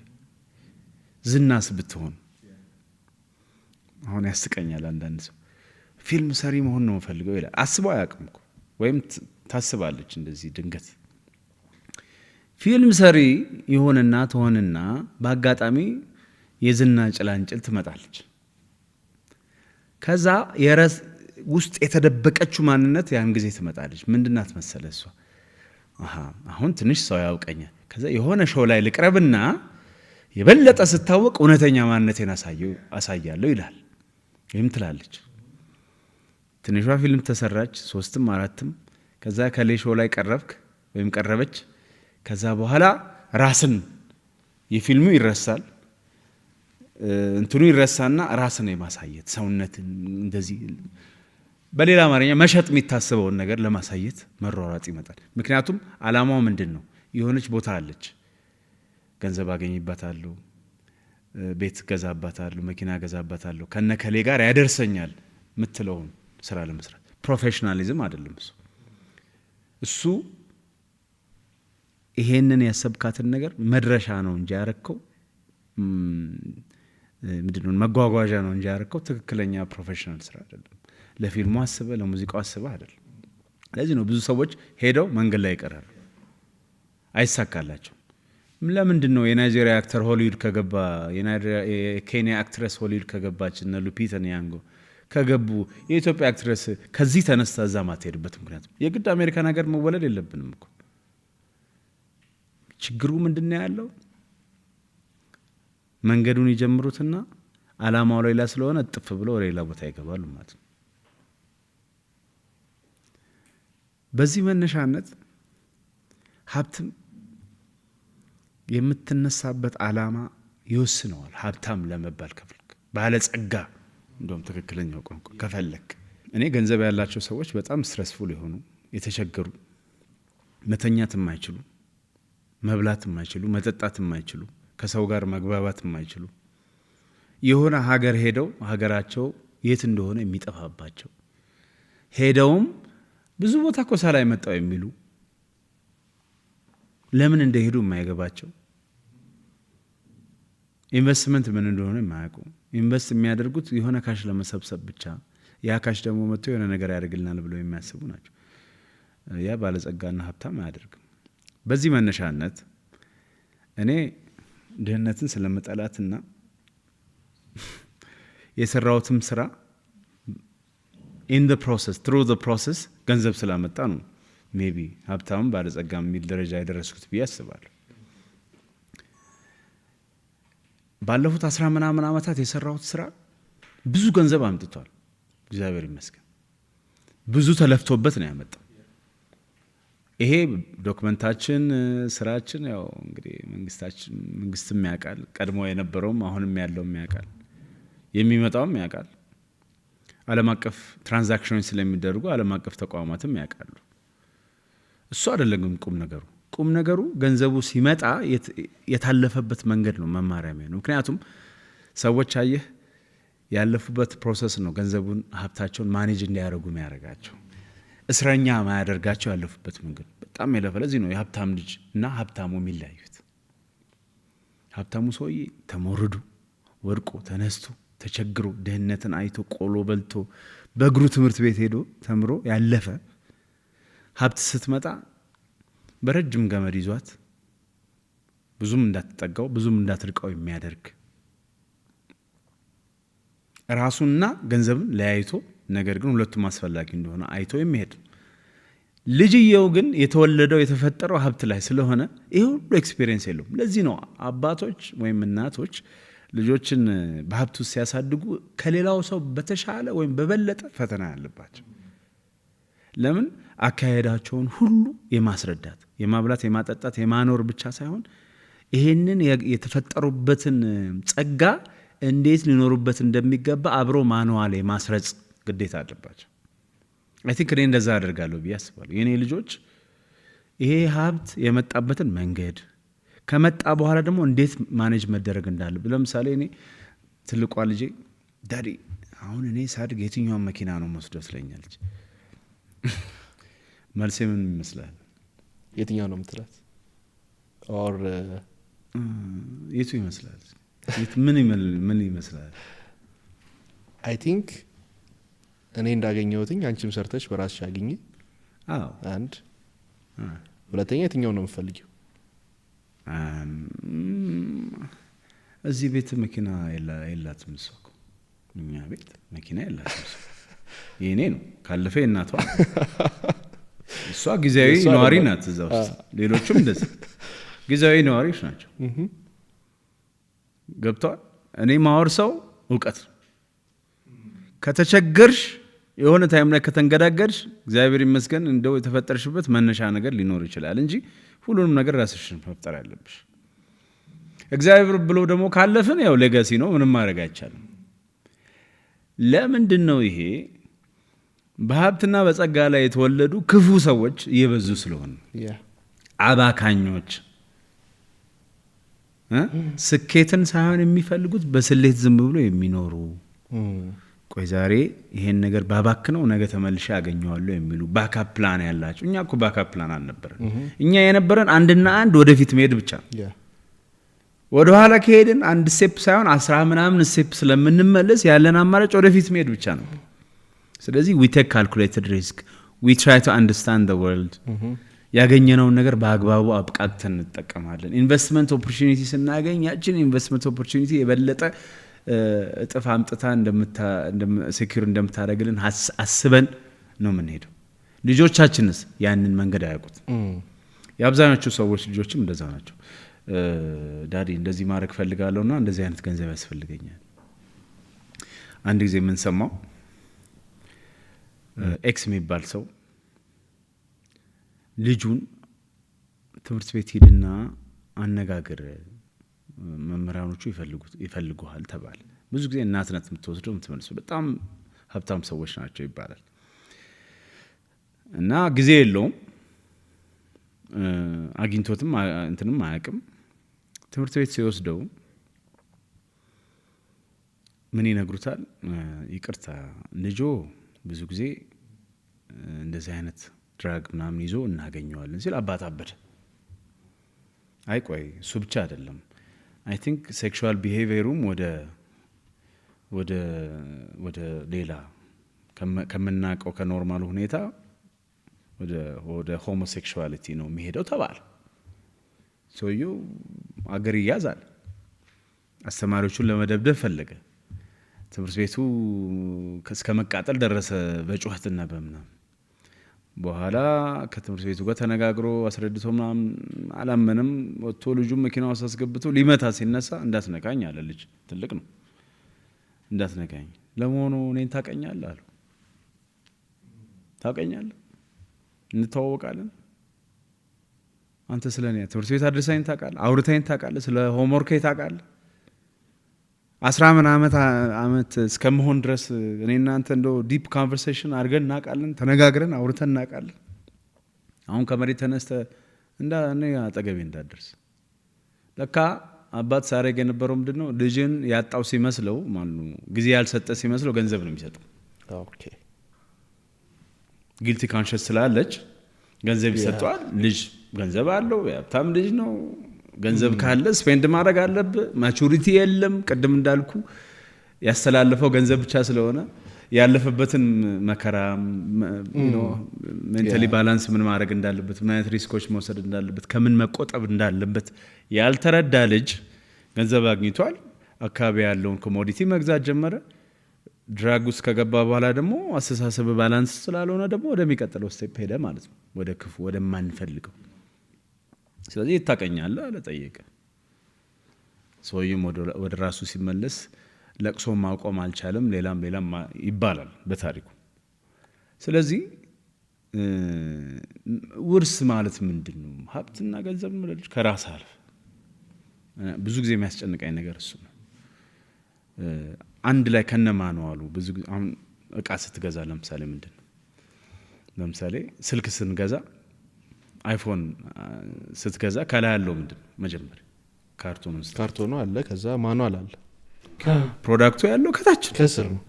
ማኑዋሉ ከላይ የሆነበት ምክንያት አለ። በጣም የምወደው ሪሊጂየስ ፊሎሶፈር የምለው እኔ ማይልስ ሞንሮ አንድ ጊዜ የተናገረውን ነገር ነው የሚያስታውሰኝ። ማኑዋሉ እኮ ከላይ የሆነበት ምክንያት አለ። ማኑዋሉ ማለት the creator's mind ነው ይላል። ይህንን አይፎን የፈጠረው ሰውዬ ራሱ መምጣት ስለማይችል ጭንቅላቱን ላከልህ። እኔ ይህን ነገር የፈጠርኩበት ምክንያት ከዚህ በኋላ ደግሞ ፉል ካፓሲቲውን ተጠቅመህ እንድትሰራው ይኸው ጭንቅላት ልኬልሃለሁ። ካንተ የሚጠበቀው ምንድነው? ማንበብ። ከላይ የሆነበትም ምክንያት ምንድነው? አንብበህ ፕሮዳክቱ ጋር እንድትሄድ ነው። የኛ ስራ ግን መጀመሪያ ምንድነው? ፕሮዳክቱ ነው እንሰጣለን፣ እንከፍታለን። አብዛኛው ሰው የስልኮቻቸው ማኑዋል የት እንዳለ አያውቅም። አምሹ እንዴት እንደሚጠቀምበትም አያውቅም። ዝም ብሎ በልምድ ነው አብዛኛው። ስልካችን በጣም አይፎን 15 ፕሮ ማክስ ለምሳሌ ወይ ምናምን የሚባሉት ከምናስበው በላይ ሜቢ 20% አይሆንም ካፓሲቲው የምንጠቀም። ድሮ ለምሳሌ ዲቪዲ ስንገዛ ማኑዋልን ባለማመን ምክንያት ከ10 ምናምን ጥቅሞች ውስጥ ፕሌይ፣ ስታርት፣ ስቶፕ፣ ፎርዋርድ እና ባክዋርድ ነው ምናምን ሪዋይንድ የሚሉትን ነው የምንጠቀም።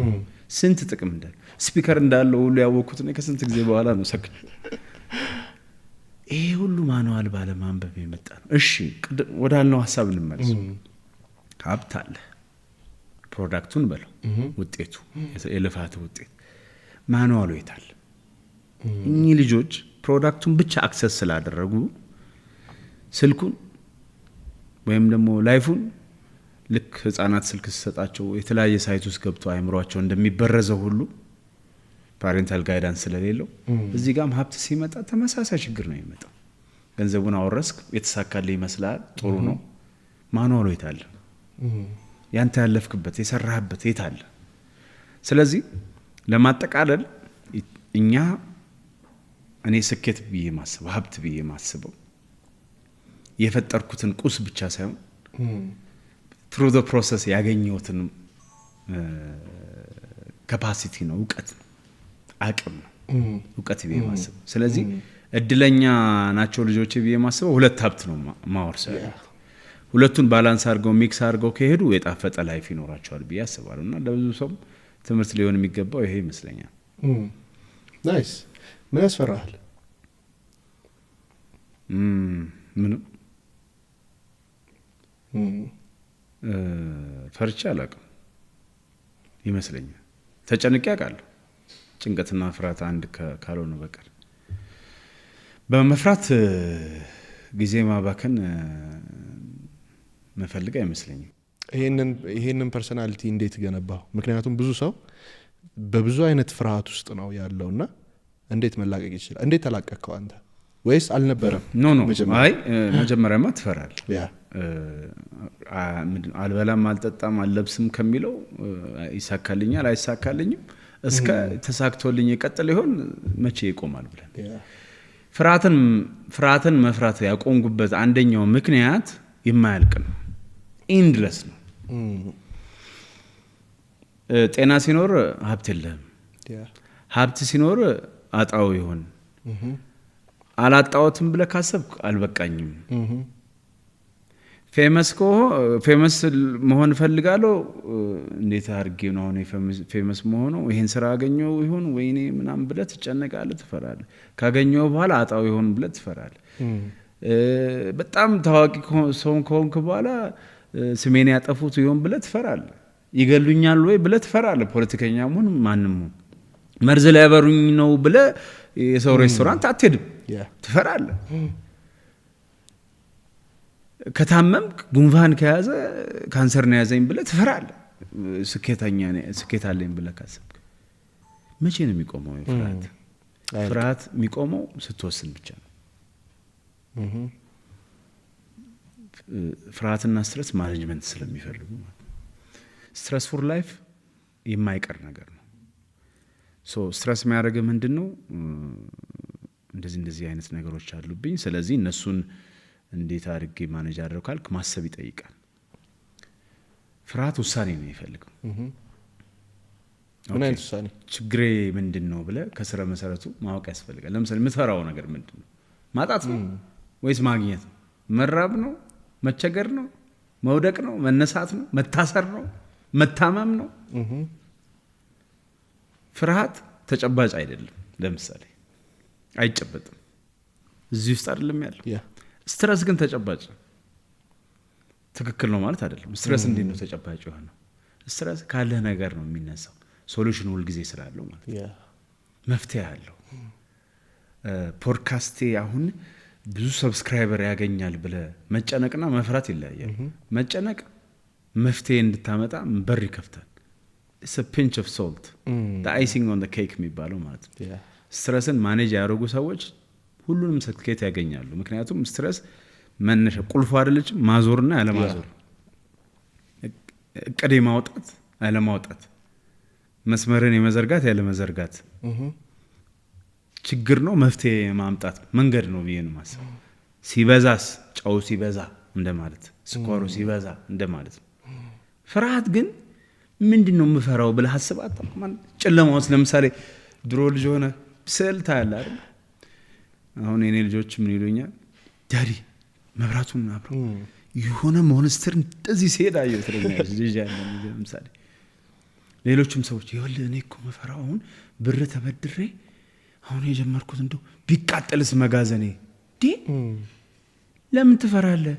ስትረስ ላይ ያደርገ ይችላል። ስለዚህ ሂድና ይሄ እሳት የሚፈጥሩ ነገሮች ካሉ ማኔጅ አድርግ። እሱን እሳት አደጋ ጋር ስልክ ተቀበል፣ ወይም ደግሞ አካባቢን የእሳት አደጋ እቃዎችን አዘጋጅተህ ስታፎችን አሰልጥነ የመጀመሪያውን ነገር እንዲያደርጉ አድርግ እንጂ 700 ሚሊዮን ብር የገዛው ፕሮዳክት መጋዘን ውስጥ አለ፣ ህይወቴም ኑሮዬም እዛ ውስጥ ነው ያለው ብለህ ስትፈራና ስትጨነቅ ከኖርክ ለውጥ አይመጣም። ስትረስን ግን ማኔጅ ማድረግ የምትችለው መፍትሄ በማምጣት ነው፣ ሶሉሽን በመስጠት ነው። ይሄ ሁሉ ግን ሆኖ ሰው ከዚህ ሁሉ ችግር አያልፍም። ግን ስኬት ያላቸው ሰዎች ይህን ባላንስ ያደርጉ አይመስልህም? ፍርሃትን አቮይድ በማድረግ ጦር ሜዳ የሚሄድ ጀግና ሰው አይፈራም ማለት አይደለም። ፍርሃቱን ስትረሱን ግን ማኔጅ ያደርጋል። ስለዚህ ከጊዜ ሂደት በኋላ ጥይት ቢተኮስ ግንባሬን በርቅሶ ያልፋል የሚለውን ፍርሃት ይተውና ፒንች ኦፍ ትንሽዬ ስጋት ግን ትኖራለች። ስጋቷን ወዴት ይቀይራል? ወደ ጥንቃቄ። ስትረሱን ወዴት ይቀይራል? ወደ ስትራቴጂ። that's why there is a military strategy። ዝም ብለህ ክላሽንኮቭ ስላለ ገብታ አትዋጋም። ስትራቴጂካሊ ነው የምትዋጋው። ጠላት ቤት በኩል ነው የሚሄደው፣ በምን በኩል ብንመክተው ይሻላል፣ ይሄኛው በቆረጣ ነው የሚገባ። ያኛው ሚሊተሪ ስትራቴጂስት ባልሆንም እንደው ከድሮ ከተለያዩ የአፍሪካ ሀገራት ጀነራሎች ጋር ስለሙል ፒስ ኪፒንግ ሚሽን ላይ እንዴት እንደሚሰሩ ምናምን ስለማይ ይገባኛል። ስለዚህ የሆነ ቦታ ላይ ጠላት ፕሬዘንት በመሆኑ ሌሊት ቡም አድርገውኝ ያድራሉ ብሎ አይፈራም አንድ ጀነራል ለምሳሌ። ለዛ ነው ጀነራል የሆኑት፣ ለዛ ነው ጦር የሚመሩት። ተራው ወታደር እንደዛ ነው። መሳሪያ እኔ ያስኩትን ያም ይዟል። አየህ ማኔጅመንት። ስለዚህ ምንድነው የሚያስፈራኝ? ፍርሃት ዊክነስ ስለሆነ፣ ዊክ ከሆንክ ደግሞ ሉዘር ትሆናለህ። ሉዘር ከሆንክ አልተሳካልህም። ስለዚህ ድሮ ፈራ ልጆኜ ፈራ ከነበር አልፈራም። ስትረስ አለብኝ፣ ስትረሴን ማኔጅ ለማድረግ ሞክራለሁ። ዋንስ ነው ዋይል ስትረሴ ሳይሸንፈኝ እንዳልኩ አይ ቴክ ታይም ኦፍ፣ ግን ደግሞ አይ ካም ባክ ቱ ዘ ፕላኒንግ ቴብል ማኔጅ እያደረግን እንኖራለን አብረን። ናይስ፣ በጣም የሚገርም ነው። ሌላው ግሩሜ ብዙ ጊዜ ከራሴ ጋር ቁጭ ብዬ አሳልፋለሁ። በቃ በደንብ ነው የማወራው እና እንዴት አድርጌ የኔን ቫሊዩ በምፈልገው ልክ ልገንባ፣ እንዴት አድርጌ ያለኝን ቫሊዩ አድሬስ ላድርግ ብዬ ብዙ ጊዜ እሰራበታለሁ። ቁጭ ብዬ እሰራበታለሁ። በየስራዎቼ ውስጥም ያንን ነገር አደርገዋለሁ። ቫልዩብል ማን ለመሆን እንደ ወንድ ምን ምን ነገሮች መከተል አለብን?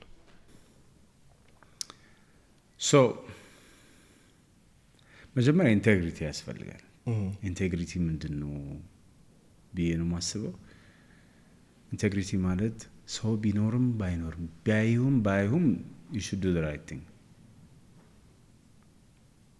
እነማ ያዩኛል ምናምን እንደው እንዲባርክ አብዛኛው ሰው የሚቸገረው የሚመስለኝ ተደብቆ የሚያደርገው ነገር ማንነቱን የሚገነባ ይመስላል፣ ግን ከራስ ማምለጥ አይቻልም። ስለዚህ ኢንቴግሪቲ ያለው ሰው አማርኛው ምን እንደሆነ አላውቅም። ኢንቴግሪቲ ያለው ሰው ወይም ደግሞ ማድረግ ያለበት ቫልዩ ያለው ሰው ለመሆን ከፈለግ ወይም እኔ ያደረግኩት ሰው ቢያዩኝም ባያየኝም እኔነቴን አልተውም። ይገመግመኛል አይገመግመኝም ብዬ ወይም ሰው ክራውድ ፕሊዝ ለማድረግ ብዬ የፈጠርኩት ባህሪ የለም። ደብል ፐርሶናሊቲ የለኝም። ለምሳሌ እኔ የምታየው ሰው ነኝ። በቃ እዚህ ጋርም ከተቀመጠን እኔ ነኝ፣ መንገድ ላይም ሲሄድ እኔ ነኝ፣ ቤትም ስገባ እኔ ነኝ። ደብል ፐርሶናሊቲ የለኝም ማለት። ኢንቴግሪቲ ያለኝ ብዬ ማስበው ምንድነው አንተ ፊትም እንደዚህ ነኝ፣ ካንተ ኋላ ሄጄም ሌላ ነገር አይደለም። ስትሬት ፎርዋርድ ነኝ። ያመንኩበትን ነገር አደርጋለሁ። ሞት ቢመጣ አልተውም። ታማኝ ነኝ። ሌላው ነገር በፍሬንድሺፕ ታማኝ ነኝ፣ በቤተሰብ ታማኝ ነኝ። በተለይ ሜንታሊ በሚመጡ ነገሮች ይሄ ሰፖርት ካደረግኩ አደርጋለሁ። ግን አምኜ ነው መጀመሪያ ማድረግ። ኢንቴግሪቲ እና እሱ ወሳኝ ነገር ምለው ለምንድነው ከሰው ጀርባ ሆነ ሌላ ነገር የምታደርግ ከሆነና ከሰው ፊት ሆነ ደግሞ ፕሊዝ ለማድረግ የምታደርግ ከሆነ ራሱ ኮንፍሊክቲንግ አይዲያው በራሱ ቫልዩ እንዳይኖር ቀላል ሰው ትሆናለህ። አይታል በጣም ዘንጠው ምን ብለው መንገድ ላይ በጣም ትልቅ የምትላቸው ሰዎች የሆነ ወቅት ላይ ተንኮታክቶ ታገኛቸዋል። ፐብሊክ እንትናቸውን ያጣሉ፣ ቫልዩዋቸውን እንዳልከው ያጣሉ። የሆነ ቦታ ሲያዝ ወይ ታጭበርብሮ ሲያዝ ታገኘዋል፣ ወይ ዋሽቶ ሲያዝ ታገኘዋል፣ ወይ ለሰዎች ቃል ገብቶ ወይ በካምፓኒ ደረጃ ከሆነ ደግሞ ይሄን ዴሊቨር አደርጋለሁ ብሎ ሳያደርግ ታገኘዋል። እንዴ ሰውዬ እንዲህ አልነበረም እንዴ ትላለህ። ይሄ ሁሉ ግን እንደው በዚህ አጋጣሚ ምን ያመጣል መሰለህ? ሶሳይቲው ላይ በጋራ ኮሌክቲቭሊ ነው የሚገነባው ህብረተሰቡ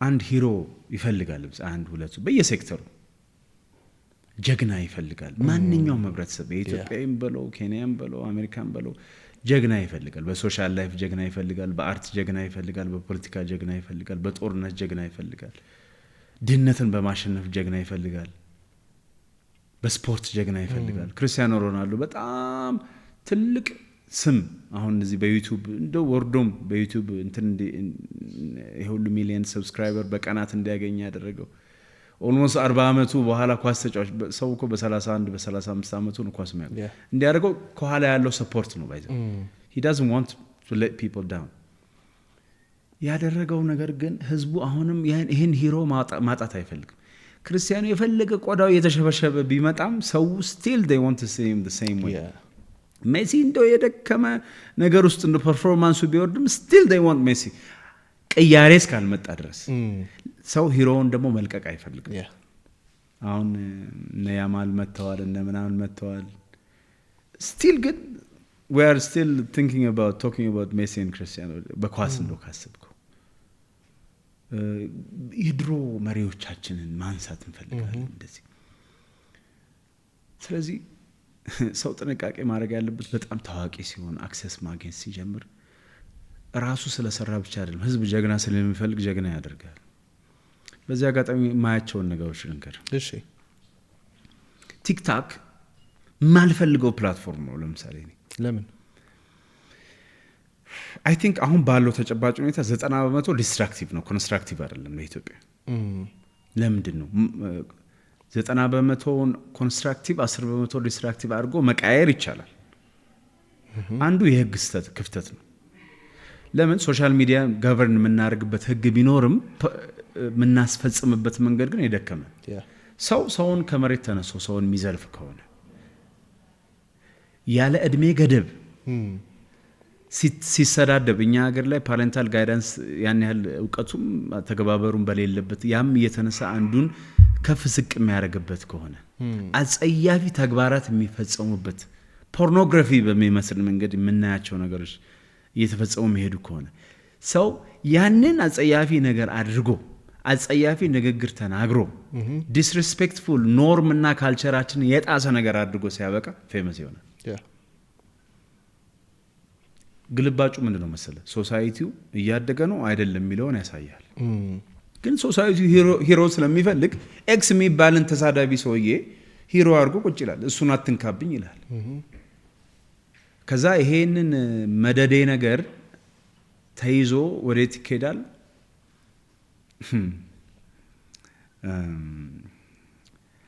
አሳ ነባሪ ወይም ዌል ውቅያኖስ ውስጥ ግዙፍ ናቸው የሚያቀታቸው ነገር የለም ምናምን እስቲ ምድር ላይ እንገናኝ ምድር ሌላ ነው መሬት ደረቅ መሬት ሌላ ነው ከዛ ውሃ ውስጥ ይወጡና ልክ ያችኑ ባህሪ ፕላትፎርሙን ሳይለዩት ፐርፎርም ሲያደርጉ ውድቀት ይመጣል ለዚህ ነው ጎረምሳ ልጆች ብዙ ተስፋ ያላቸው ልጆች የእስር ቤት ታሪክ ላይ አሁን የሚገጥማቸው ወደ ፍትህ ስርዓቱ ላይ ፌስ ማድረግ ስትጀምር አንዱ ካንዱ መሻል መቻል አለበት አንዱ ካንዱ መሻል ካልቻለ ደግሞ ህግ የሚባል ነገር መሃል ላይ መግባት አለበት ማስፈጸም የሚባል ነገር አሜሪካ ነገር ሄደኩ ማንንም ወተኮ ሰው መዝለፍ አትችልም ቻይና እኮ ቲክታክ በሊሚት እኮ ነው በሰዓት ሊሚት እንደ ህንድ ያሉ ሀገራት እኮ ቲክታክን ዘግተዋል እኮ ምክንያቱም ሶሳይቲን ይበርዛል ብለው ካሰቡ ማቆም ነው ያለባቸው እኛ ሀገር የቲክታክ ንጉሶች ሆነዋል የሚባሉ ኤክስ ዋይ ዜድ ኤቢሲ የሚባሉ ሰዎች ሰብስታንሳቸውን ንገረኝ እስኪ በሜዲካሉ ዘርፍ የሚሰሩ አሉ በጣም መወዳቸው ሰዎች አሉ ስለ ልጆቻችን ጤና የሚነግሩን ሂሮዎች አሉ ስለ ቻሪቲ ሀገር አቋርጠው ሰው ሲረዱ 10% ውስጥ ነው መከታቸው እነሱ ደከመኝ ሰለቸኝ ሳይሉ ክሬቲቭ ነገር የሚሰሩ ሰዎች በአርት በአናጺነት በምን ሰዎች አሉ ዕውቀት ለማካፈል የሚጥሩ ሰዎች አሉ ይሄ ሁሉ ደምረ ግን 10% አይሞሉ አብዛኛው ሰው ግን ምንድነው መሰለ እከሌ ይሄ ሄደበት የቲክታክ መንገድና እሱን በጣም ያሳወቀው መንገድ መሳደብ ከሆነ እሷን ነው የሚቀጥለው አንተ እንትን ልጅ የተባባለ የኔ ልጅ ስልኬን ድንገት ከወሰደችው እሱ ነው የምታየው በአጠቃላይ አይ ቲንክ እዚህ ሀገር ላይ መናገር ያለባቸው ሰዎች ሳይናገሩ መናገር የሌለባቸው ግን እድል አግኝተው እያወሩ ነው ያሉት። አንተ ነው ወይ መናገር ያለብህ ብትለኝ እኔማ መናገር እንደሌለብኝ ስለማምን አትሊስት ራሴን ስለገደብኩኝ እስከዛሬ ድረስ መናገርን አልመረጥኩም። ነገር ግን በጣም ጠንካራ ኢኮኖሚስቶች የኢትዮጵያን መንግስት ብቻ ሳይሆን የዓለም መንግስታትን ማማከር የሚችሉ አያት ሆነው ቤታቸው ልጆች ሲያጫውቱ ቁጭ ብለዋል። ለምን? እድል ስላላገኙ ወይም መጥተው እድል ስለማይለምኑ እኛንን አናፍርፈን ፈልገን እድል እንሰጣቸው የሚገባው። አሁንም ፕሮግራማችን እንደቀጠለ ነው። ልክ እንደዚህ አይነት ተመሳሳይ እንግዶችን እንድንጋብዝላችሁ በዚህ ፕሮግራም ላይ እንዲቀርቡ የምትፈልጓቸውን ሰዎች ኮሜንት ላይ ጻፉልን። እንዲሁም ደግሞ እስካሁን ድረስ በነበረን ቆይታ ምን ተማራችሁ፣ ምን ተረዳችሁ ኮሜንት ላይ ጻፉልን። መልካም ቆይታ። ፖለቲካ አማካሪዎች፣ የህግ አማካሪዎች መሆን የሚችሉ እጅግ የተሳካላቸው ቢዝነስማኖች የማናውቃቸው ከጎረምሶች እስከ ትልልቅ ሰዎች በሚዲያ ዘርፍ ላይ ያሉ እጅግ የተሳካላቸው ሰዎች አሉ። እነዚህ ሰዎች ፕላትፎርሙን እንዲያገኙ ማድረግ የሚቻል ከሆነ 90ውን ወደ 10 10ውን ወደ 90 ፖዚቲቭ እና ኔጌቲቭ መቃየር ይቻላል። ሶሻል ሚዲያ በባህሪው ችግር የለበትም፣ በአጠቃቀም ግን ችግር አለ።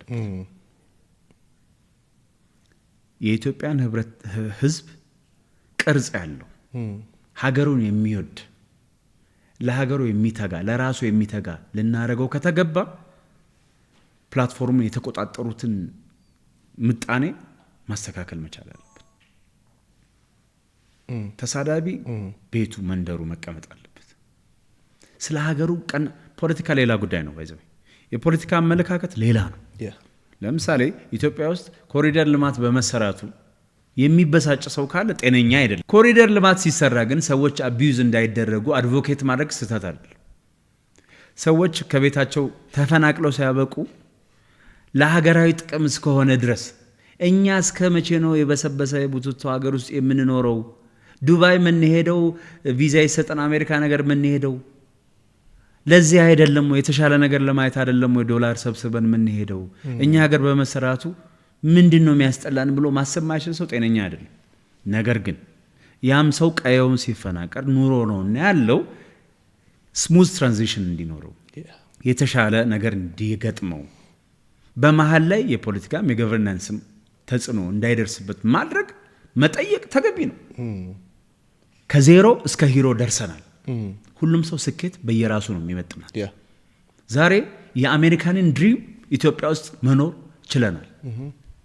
ብዙ ሰዎች እንዲኖሩ ደግሞ እድል መክፈት አለብን። ናይጄሪያ ሂድ፣ በጣም አውቃቸዋለሁ እኔ። ሀብታም ኮንክ ትከበራል። ሌባ ሆኖ ነው ሀብታም የሆነው ሲሉ ኦጋ እሱንም እኮ እኔ ስላልቻልኩ ነው፣ አንተ ግን ችለህ ነው ይባል። ሌብነት አይበረታታም። በእርግጥ ሰርተ በመቀየር ሞቲቬሽናል ፋክተር ልክ እንደሆነ ታውቃለህ። ኢት ኪፕስ ዩ ሙቪንግ፣ ደግሞ የተሻለ ሀይት ላይ እንድትሄድ ያደርጋል። ሶሳይቲው ስለሚቀበል ኢንዶር ስለዚህ ሀገር የጋራ ነው። በጋራ ስንሰራ ነው የምንቀየረው። በጋራ ስንሰራ ነው ህልማችን መኖር የምንችለው። እኔ ምኖረው እንግሊዝ ሀገር ከሆነ እንግሊዝ ሀገር ላይ ያየሁትን ለውጥ ኢትዮጵያ ውስጥ ማየት ከጀመርኩኝ ስኬት አለ ማለት ነው። እኔ ባላመጣውም ባመጣው ሁለት አማራጭ አለኝ እዚህ ጋር። አንዱ ስኬቱ እንዲቀጥል መርዳት ማገዝ ነው። ሁለተኛው keeping my mouth shut, staying out of the equation. አብሮ መታገል ካልቻልክ መተውና ዝም ማለት አማራጭ አይደለም። ኢትዮጵያ የማትሄድበት ርቀት የለም። This is an African mega trend. Ethiopia is going to be an African superstar. ሰው ብትሆን ኢትዮጵያ ቆንጆ ረጅም ሴትዮ እጅግ ፌመስ መሆን የምትችል እየሆነች ያለች ሴትዮ ናት። ልታስቆማት አትችልም። ማስቆም ካልቻልክ አብረ መራመድ የተሻለ። ሁለተኛ አንዳንድ ሰዎች አለን ለሀገራችን በዚህ አጋጣሚ ፖዚቲቭ ነገር ለምሳሌ ሶሻል ሚዲያ ላይ ፖስት አደርጋለሁ። ኢትዮጵያ የዛሬ 50 ዓመት በአፍሪካ አንደኛ ወይም ሁለተኛ ኢኮኖሚ ትሆናለች።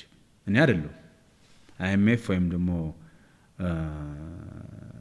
አይ ቲንክ የሆነ ኢንተርናሽናል ተቋም ማላስተውሰው ነው ያለው በጥናት የተደገፈ ኢትዮጵያ ብቻ ሳትሆን ሌሎች ሀገራት ከዛ መካከል እንግዲህ ኢትዮጵያ ከ50 ዓመት በኋላ እነ ካናዳን እነ እንግሊዝ እነ ምናምን ልትቀድም ነው ማለት ነው።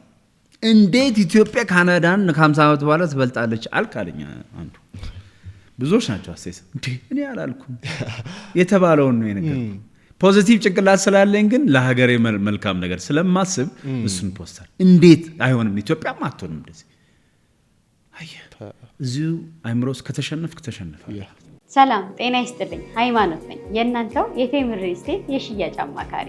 ቴምር ሪል ስቴት ከዚህ በፊት በተለያዩ ሳይቶቹ በምታውቁት መሰረት ከ900 ሺህ ብር ቅድመ ክፍያ ጀምሮ የንግድ ሱቆችን እንዲሁም ደግሞ በ5.7 አጠቃላይ ክፍያ ደግሞ የመኖሪያ ቤቶችን ቴምር ሪል ስቴት በቡልጋሪያ አዲስ ሳይት ይዞላችሁ ብቅ ብሏል። የንግድ ሱቆቹ ከግራውንድ ፍሎር ጀምሮ እስከ 5ኛ ፍሎር ሲሆኑ የመኖሪያ ቤቶች ደግሞ ከባለ 1 መኝታ ጀምሮ እስከ ባለ 3 መኝታ ድረስ ይዞላችሁ መጥቷል ከ30% ልዩ ቅናሽ ጋር።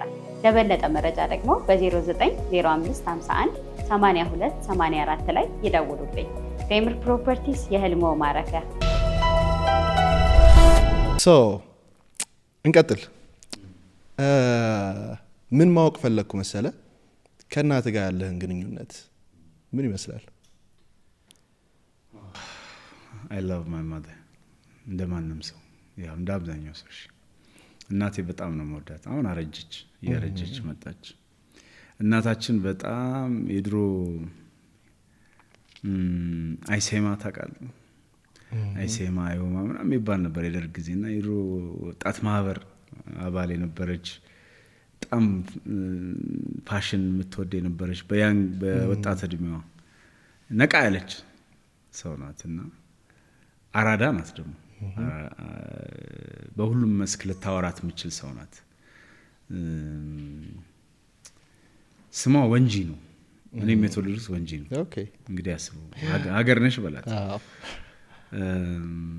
እና በጣም ደስ የሚል ቤተሰብ ነው ያሳደገኝ። እኔ አባቴም እንደዛው ጫላ ገመቸው ድሮ የደርግ ወታደር ነበር። የካራማራ ተዋጊ ነበር። ኦኬ የድሮ ጠላቶችን አሳደደ ሰው ነው። እና አንዳንድ ጊዜ ሶሻል ሚዲያ ላይ ለጥፈዋለሁ። ይሄ ሞቲቬትስ ሚ በጣም ሞቲቬት ያደርገኛል። ጫላ ገመቹ ከአርሲ መጥቶ ውትድርና ውስጥ ገብቶ ሁሉን ህልሙን ሁሉ ትቶ ቢዝነስማን መሆን ነበር የሚፈልገው። አቺቭድ መጨረሻ ላይ አቺቭ ያደረገው ነው። ነገር ግን ሄዶ ተዋግቶ ሀገር ነፃ አውጥቶ ሲመጣ የተዋጋው እኮ ለኦሮሞ ህዝብ ብቻ አይደለም ለሁሉም ኢትዮጵያዊ ነው የተዋጋው። እንደዚህ አይነት ኢትዮጵያ ነበር ከነ ችግሩ። ያኔ በጣም ክፉ ድህነት ነበር። አንድነትን ማስቀደም በጣም ጠቃሚ ነው። ሁሉም የየራሱን ጠጠር ቢወረውር ሀገር ብዙ ቦታ ትደርሳለች የሚለውን ያዩት በሱ ነው። በኦሮሞነቱ ኮርቶ የማበረክተው አስተዋጽኦ ይሄ ነው ብሎ መርጦ ገብቶ ታግሎ እግዚአብሔር ረድቶት ሀገርን ነፃ አውጥቶ እሱም ራሱ ነፃ ወጥቶ ተመልሶ መጥቶ እኛ ተወልደን ቢዝነስማን ሆኖ ሰንጋ አድልቦ ኤክስፖርት ማድረግ እስከመቻል ድረስ የደረሰ ሰው ነው።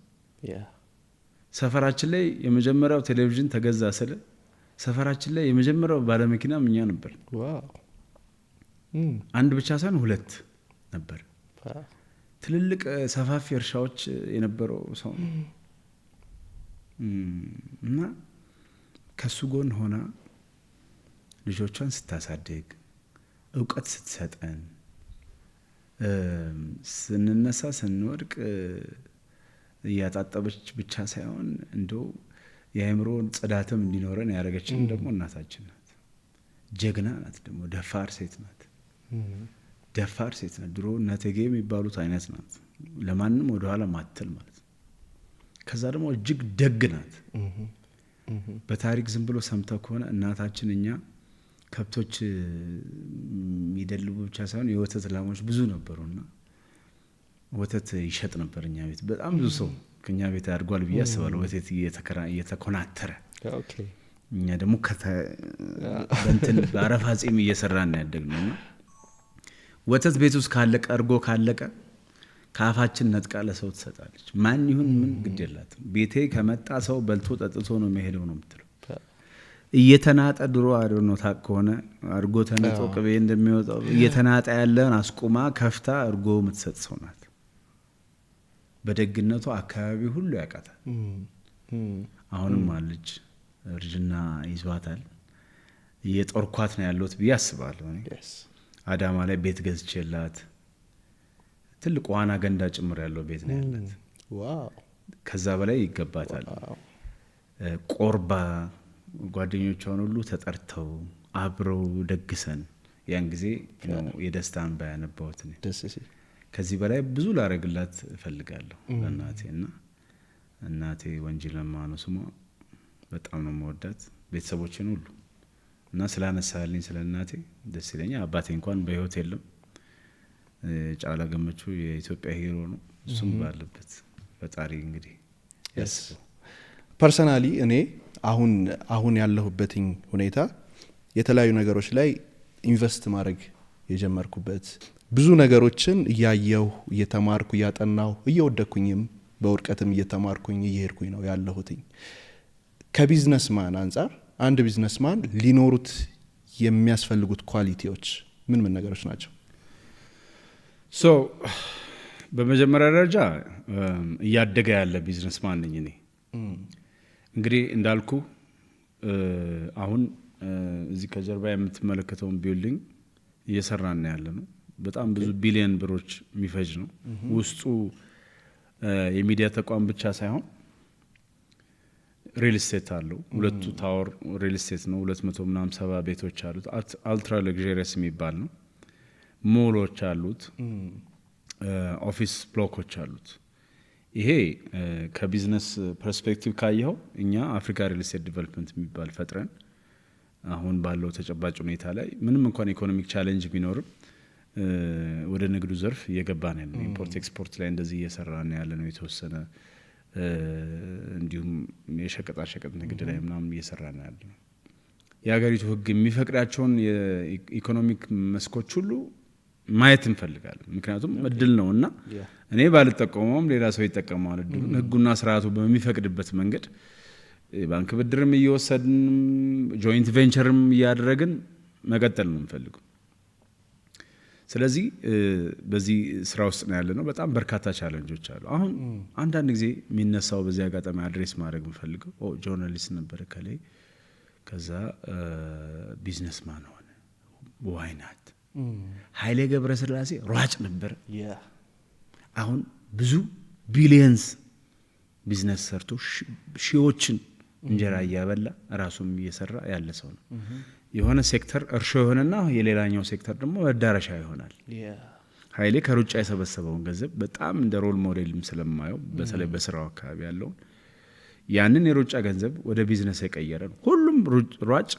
ሜቢ ከሱ የተሻለ ገንዘብ ያገኙ ግን የሱ የቢዝነስ ደረጃ ያልደረሱ ሰዎች አሉ እሱ በኋላ ያለው የቢዝነስ ማኔጅመንት እንደ ሩጫ ስላልሆነ የራሱ የሆነ ዕውቀትና አሰራር ስለሚጠይቅ የሆነ ነገር ግን አንድ ፕሮፌሽናል መስክ ላይ ያሉ ወደ ሌላ መስክ ላይ ሄደው አይሳካላቸው ወይም ለምን ይሄዳሉ የሚለው የተዛባ አመለካከት 10 ምናምን አመት ሀገር ለሀገር ዞሬ አፍጋኒስታን ኢራቅ እጄ ሰርቼ ሶማሊያ ኮትዲቯር ብዬ ኢቦላ ውስጥ ገብቼ ጦርነት ውስጥ ገብቼ ይሄንን ደግሞ ማረጋገጥ ከፈለክ ዩቲዩብ ጓደኛህን መጠየቅ ትችላለህ ግሩም ጫላ ብለ ብቻ ጻፍ ብዬ ሳበቃ ታዲያ ገንዘብ ላላገኝ ነው ሚሊየንስ ኦፍ ዶላርስ ነው ያገኘው ስለዚህ ታዲያ ያን ሚሊየንስ ኦፍ ዶላርስ መልሼ ኢንቨስት ላላደርገው ነው ኢንቨስት ካደረኩትስ ለውጥ ላላመጣ ነው የኔን ስም ተጠቅመህ ልታሸማቀቀኝ አትችልም ቀደም እንዳልኩ የመሸማቀቂያኔ ጠፍቷል የለም ህግና ስርዓት በሚፈቅደው መንገድ ግን ሰርቼ ለወጣል ሀብታም መሆን ይቻላል እኔ መሬት ወስዶ ሰው ስራ ሲሰራ ሲያይ አንድ ሰው አይኑ ደም ከለበሰ አንተም ማድረግ የምትችለው እሱም ማድረግ የሚችለው እሷም ማድረግ የሚችለው እናን ኢትዮጵያን አንድ ቱርካዊ አንድ ቻይናዊ መሬት ወስዶ ኢትዮጵያ ውስጥ እኮ ፋብሪካ ይሰራል መኪና መገጣጠሚያ ይሰራል ሪል ስቴት ይሰራል ጆይንት ቬንቸር ውስጥ ገብቶ አንተ ስታደርገው ለምንድነው ስተት የሚሆነው የኋላ ሰክሰስንስ ለምንድነው ዲሊት የምናደርገው ዛሬ አብርሃም ፖድካስት ነበር የሚሰራው ግን ኤክስ የሚባል ቴሌቪዥን ጣቢያ እኮ አቋቋመ የዛሬ 5 አመት እንዲ ነበር ታዲያ አብርሃም እኮ መነሻ ነበረው ግን ሰዎች ከሆነ ፕሮፌሽን መስክ ወጥተው ወደ ሆነ መስክ ገብተው ደግሞ በዛም ከተሳካላቸው በጣም አፕሪሺየት ልታረጋቸው ይገባል። በጣም ሮል ሞዴል ልታረጋቸው ይገባል። ስም ግን ዝም ብለህ አታውጣላቸው። እኔ የሆነ ብሔር አካል ስለሆንኩ ብቻ ያገኘሁት ነገር የለም። እሱን በመሆኔ ግን ያገኘሁት ነገር እሱን ብቻ ሆኖም የተጠቀሙ ካሉ ተሳስተዋል፣ እቃወማቸዋል። አማራ ብቻ በመሆኑ የሆነ አማራ ሰው ስልጣን ላይ ስላለ ኢኮኖሚካሊ ተጠቅሞ ከሆነ ብቻ በመሆኑ ብሔሩን ብቻ ተመርኩዞ ከሆነ ስህተት ነው፣ ሊደረግ አይገባም። ትግሬ በመሆኑ ብቻ የትግሬ ሰው ፖለቲካ ላይ ስላለ በር ስለከፈተለት ብቻ ባለሀብት ከሆነ ስህተት ነው፣ መታረም አለበት። ኦሮሞም ሆኖ ኦሮሞ ስለሆነ ብቻ ከቤቱ ተጠርቶ ሀብታም የሆነ እንደሆነ ስህተት ነው። ራሱ መሬት ስትሰጠኝ እኮ ሊዝ መክፈል የሚባል ነገር አለ፣ ህግ እኮ አለ። ሊዝ ለመክፈል እኮ ገንዘብ ያስፈልጋል፣ በጣም ብዙ ገንዘብ ያስፈልጋል። በጣም ብዙ ገንዘብ እኮ ከመሬት ላይ አይገኝም እኮ፣ ከዛፍ ላይ አይወርድም እኮ። ሰርተ መዘጋጀት አለብህ። እኚህን ሁሉ ካሟላህ ግን ኦፖርቹኒቲውን ስታገኝ ቅድም እንዳልኩ ኦፖርቹኒቲውን ወደ ተግባር መቀየር ግን ይቻላል። መሬት ተሰጥቶ ሊዝ ተከፍሎልህ ማልሚያ ነገር ተሰጥቶ ከሆነ አንተማ ልክ አይደለም፣ ሌላው ሰው አይገባውም። ይህንን መለየት ያስፈልጋል። ሁሉንም ሰው በአንድ አንቀልባ ውስጥ ከቶ ማንቦጫረቅ ጥሩ አይደለም። ለምን አገር አይገነባም። ሁሉንም ሰው ከነቆርክ ደግሞ አንተም የራስህ ሜንታል እንትን ልክ አይደለም ማለት ነው። ሁሉንም ሰው ላይ ኮምፕሌን አታርግ። እንደውም መተህ እንዴት ነው ያደከው ግሩም፣ እንዴት ነው ያደከው አብርሃም፣ እስቲ መንገዱን አሳይ ማለት ይቀላል ወይስ እነሱ ማለት ጣት መጠቆም ይቀላል? ስለዚህ በዚህ ሁሉ መካከል ስህተት የለም ማለት አይቻልም። ይኖራል፣ ወደፊትም ይኖራል። የትም ዓለም ላይ ፖለቲከኛ ጋር ተቀራርቦ ነው ሰው ገንዘብ የሚሰራው። ምክንያቱም ፖሊሲ ሜከር ናቸው፣ ሎ ሜከር ናቸው፣ ሎውን የሚያስፈጽሙ ናቸው። አሜሪካ ነገር ኤሎን መስክ የዶናልድ ትራምፕ ጓደኛ የሆነው በየሳምንቱ ነው በየወሩ 20-30 ሚሊዮን ዶላር ሲሰጥ የነበረው ቢሊየንስ ሲሰበሰብ የነበረው የእናቱ ልጅ ስለሆነ ነው፣ የአክስቱ ልጅ ስለሆነ ነው። ኢትስ ኦል ኢኮኖሚክ ሪዝን ነው። ይሄ እኮ ሞኝነት አይደለም፣ ሞኝነት አይደለም። እኛ መንግስት አዋጡ ካለን በአቅማችን እናዋጣለን። ለምን? መንግስት ሲኖር ነው እኛ የምንኖረው። ቢዝነስማን አይደለንም እንዴ? ቢዝነስ ቲንኪንግ ያስፈልጋል። የቢዝነስ አስተሳሰብ የተባለበት ምክንያት አለ። እስኪ ተመልከት፣ ባለሀብት እንደነሱ ሳይሆን እንደ ባለሀብት ነው የሚያስበው። የባለሀብት አስተሳሰብ ነው የሚያስበው። መተባበር ባለበት ይተባበራል፣ መደገፍ ባለበት ይደግፋል፣ መደገፍ ያለበትን ይጠይቃል። And you shouldn't be richer than the government. If you are richer than the government, there is a problem. Because there is nothing like that. ሊሆንም አይችልም ሊፈታ። አሁን ብዙ ሀገራት ግለሰቦች፣ ትንንሽ ሀገራት አንዳንድ የአፍሪካ ሀገራት ግለሰቦች ቢሊዮነር ናቸው፣ ሀገራቸው ግን የሞተ ነው እና ላምበርጊኒ ያስመጣሉ፣ ሮልስ ሮይስ ያስመጣሉ፣ መንገድ የለም። ምን አሁን ይሄ አብረህ ነው ተጋግዘህ የምታድገው። መንግስት እንዲጠነክር ማድረግ ግዴታ ነው። ለአንተ ቢዝነስ ይጠቅማል። ዊክ መንግስት ያላቸው ስትሮንግ ኢንዲቪጁዋልስ አይዘልቁም። አናርኪ ነው መጨረሻው።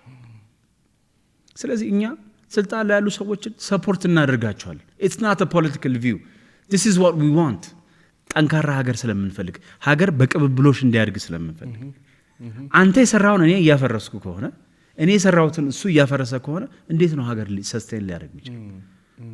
ስተት ካለ እየተራረምክ እያስቀጠልክ ትሄዳለህ።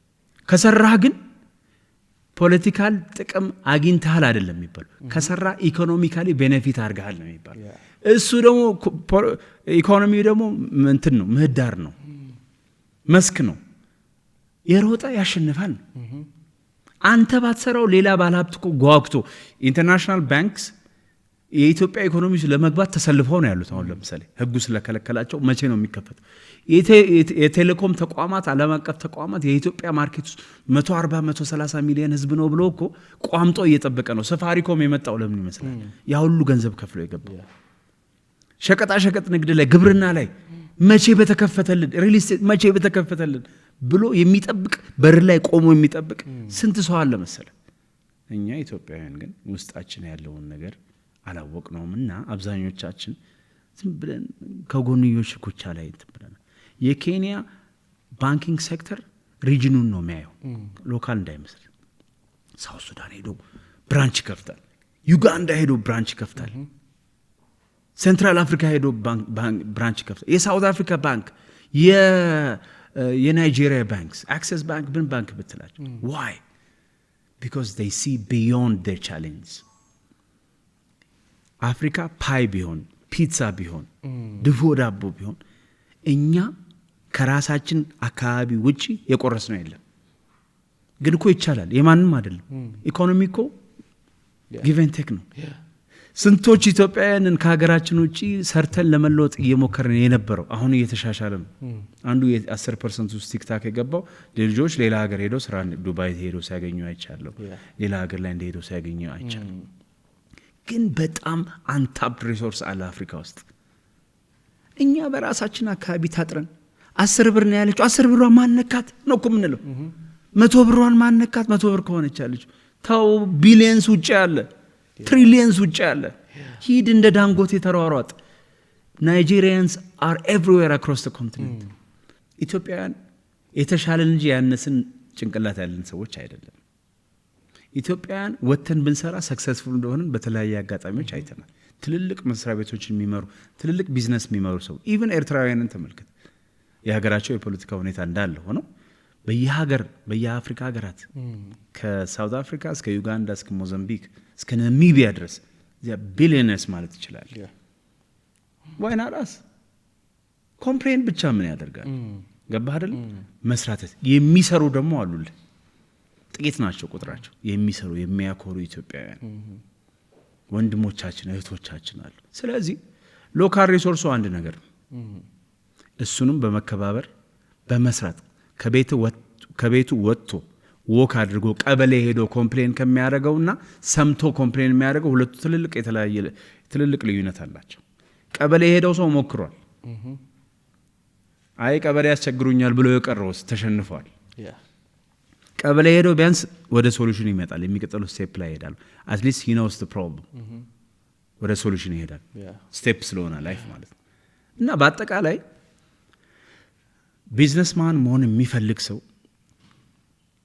የሳይድ የጎንዮሽ ችግሮቹ ላይ አይደለም ፎከስ ማድረግ ያለበት ታርጌቱ ጎሉ ላይ ነው ፎከስ ማድረግ ያለበት በመሃል ላይ ያለውን ደግሞ ኮንሲደር ነው ማድረግ ያለበት መሃል ላይ ያለው ምንድነው ረግረጋማ አለ ገደል አለ ተራራ አለ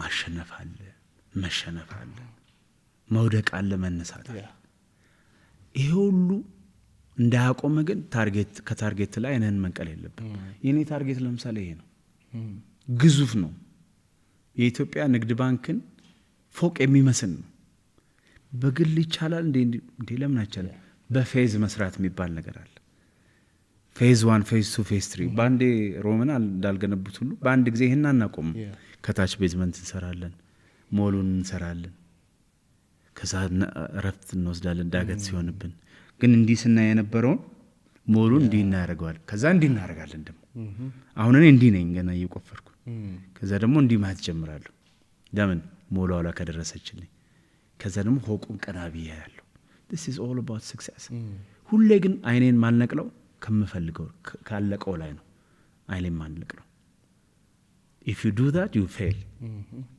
ምክንያቱም ብዙ ተስፋ የሚያስቆርጥ ባንክ ብድር ማግኘት ከባድ ነው ብዙ ጊዜ ሞክሬ ያልተሳካልኝ ነገር በዚህ አጋጣሚ አንድ ምሳሌ ምነግር የኢትዮጵያ ባንኪንግ ሴክተር ትልቅ ሪፎርም ያስፈልገዋል አሁን መንግስት እየሰራ ያለው ነገር በጣም ጥሩ ነገር ነው ብዬ ነው ማስበው ከዚህ በላይ አንድ በጣም ግዙፍ ባንክ የሚመራ ፕሬዚደንት ጋር ሄድኩኝ እሺ ፕሮጀክት ይሄ ነው የምሰራው ይሄንን እንደዚህ ነው የምሰራው ኮላተራልም እቺን ያከላለኝ እና እንግዲህ አስበው እኛ ወደ 200 ምናምን 300 ሚሊዮን የሚጠጋ ኢንቨስት አድርገናል እስካሁን ድረስ በመሬት ላይ በዲዛይን ስራ ላይ በተለያየ ነገር ይሄ አንድ ጆርናሊስት ለነበረ ሰው ወይም አባቱ አንድ ትልቅ ቢሊዮነር ላልነበረ ሰው ከባድ ነው ግን I made it አይደለም ከዛ ይሄን አሴት ይዤ ነው ቤቴ ቁጭ ብዬ ህንጻ ገንቡልኝ አይደለም ያልኩት at least I walk the talk አይደለም ጀምሬዋለሁ ይሄ ሁሉ እንደዚህ አሴት ይሄው ሰነድ ይሄው ንግድ ፍቃድ አውጥቼ ምን ብዬ ካርታ ይዤ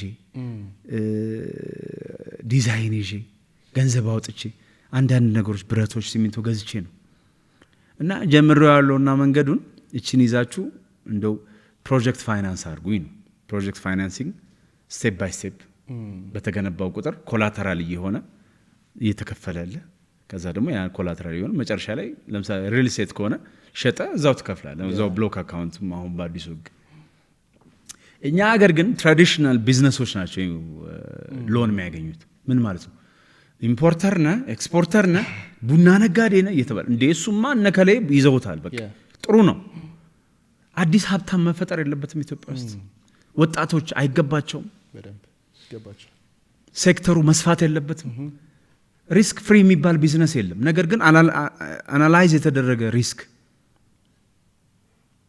እየተወሰደ መሄዳል ሪሶርሱ ሊሚትድ ስለሆነ መከፋፈል አለበት ለአንድ ሰው 50 ቢሊዮን ብር ከምታበድር አንዱን ቢሊዮን ሴቭ አድርገህ ለምንድን ነው 500 600 ልጆችን ስታርታፕ ውስጥ ማታስገባው ለምንድን ነው our banking sector needs በጣም ትልቅ ሪፎርም ይሄ ሪፎርም ሰው ሂውመን ሪሶርሱን ያጠቃልላል እኔ ክቡር ጠቅላይ ሚኒስትሩ ሲያነሱ የሰማሁት እና ተስፋ የሰጠኝ ነገር ድንገርና እቺን ሐሳብ እናጠቃል ኢትዮጵያ ውስጥ አይዲያ ሐሳብ ስላለው ብቻ መሬት የሚሰጠው ሐሳብ ስላለው ብቻ የባንክ ብድር የሚያገኝ ሰው አለ ወይ ብለው ጠየቁ የለም ሐሳብ ፋይናንስ ሊደረግ ይገባል አይዲያ ኢዝ ፓወር አይዲያ ኢዝ ማኒ ሼፕ ከተደረገ ደግሞ አክቹዋል ቢዝነስ መሆን ይችላል ከተመከረ ከተስተካከለ ወደ ፕሮፖዛል ወደ ፕራክቲካል ኤንጌጅመንት ከተቀየረ መሬት ደግሞ ሐሳቡ ላላቸው ሰዎች ፕራክቲካል ኤንጌጅመንት ሊያደርጉ የሚችሉ ሰዎች ከተሰጠ ደግሞ አዳዲስ ቢሊዮነሮችን መፍጠር ይቻላል አሁን ባለው ተጨባጭ ሁኔታ ግን ሐሳብ ያላቸው አይዲያ ያላቸው ሰዎች ብድር ማግኘት ሐሳብ ብቻ ሆኖ ይቀርባቸው ይሄ ነገር ሊስተካከል ይገባል እንግዲህ አይ ሆፕ ይሄን የሚያዳምጡ መንግስት ኃላፊዎችም ካሉ መስራት እንችላለን መለወጥ እንችላለን እየሞከርን ያለው ትራክ ሬኮርዳችን የሚያሳየው እሱ ነው ጊቭ አስ ዘ ማኒ እንስራ እስኪ ሰው ንቅጠር ከታቻች ወጣቶች ኢትዮጵያ ውስጥ ኦፖርቹኒቲ ትልልቅ እድል እያገኙ ነው የሚል ምሳሌ እንሆንኩ መኪና ልንገዛበት ነው መኪኖች አሉን ቤት ልንሰራበት ነው ቤቶች አሉን ዱባይና ታይላንድ ወይም ቤጂንግና ማያሚ ልንዝናናበት ነው ተዝናንተናል እናውቀዋለን አሁን ስራ ልንሰራ ነው የምንፈልገው ስቲል ወጣቶች ነን እኛን ሰፖርት ማድረግ ለብዙ ሰው ምሳሌ ይሆናል ሀገራችን ላይም እንድንኮራ ያደርገናል ሀብት ንብረቴን ሻሽጬ ከዚህ ሀገር ልውጣ ብለህ ምሬት ውስጥ እንድትገባ የሚያደርጉ ነገሮች አሉ አንዳንዴ ይሄ መስተካከል አለበት ኢትዮጵያ የጋራ ቤታችን ናት መሪውም ተመሪውም እኩል ቻንስ አለው እኩል መረዳዳትና ሲነርጃይዝ ማድረግ ከተቻለ ትልቅ ሀገር መስራት እንችላለን ብዬ ነው ማስበው በጣም የሚገርም ነው ፋይናሊ አንድ ምክር እንድትመክረኝ ፈለኩኝ አግብተሃል ወልደሃልና አንድ ሰው እንዴት ዝግጁ መሆን ይችላል ለትዳር ወጣት የሆነ ሰው ማለት ነው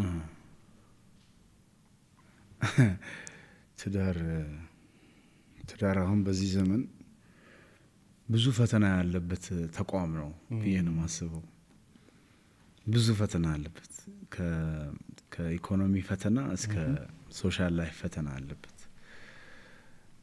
ቤት መከራየት ከባድ ነው ያው መቼም ባለ ትዳር ከሆንክ እናት ቤት ቁጭ ብለህ ባለ ትዳር አትሆንም የግድ የራስ ቤት እንደውም ወንድም መሆን ስላለ ያው ቢብሊካሊም ሮል አለን አይደለም የራሳችን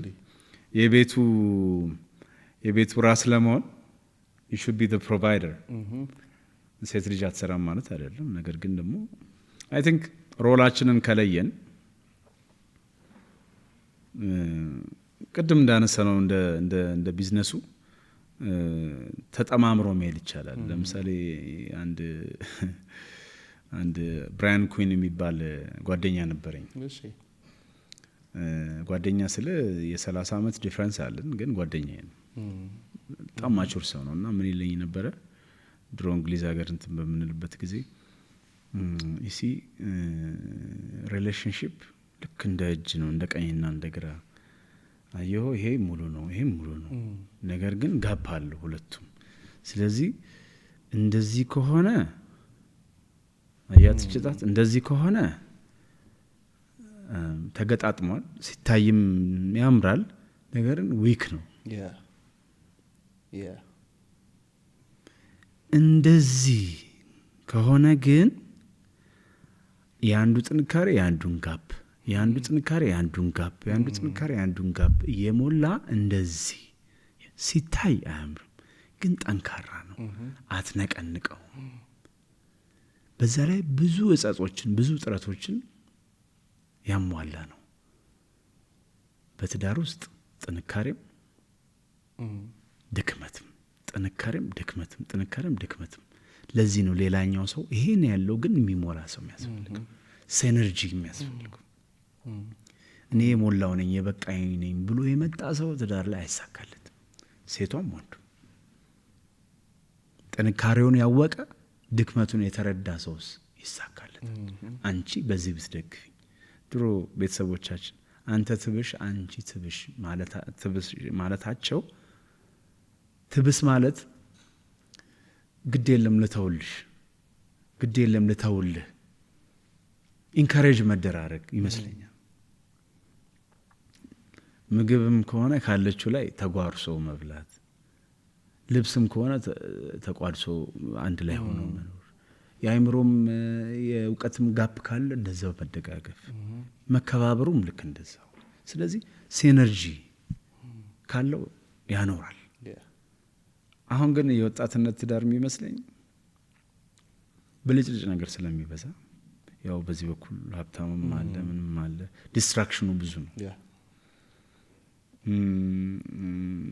እንግዲህ አምላክም እንደሚለው እንግዲህ ዘመኑም እየተጠቃለለ ይመስለኛል።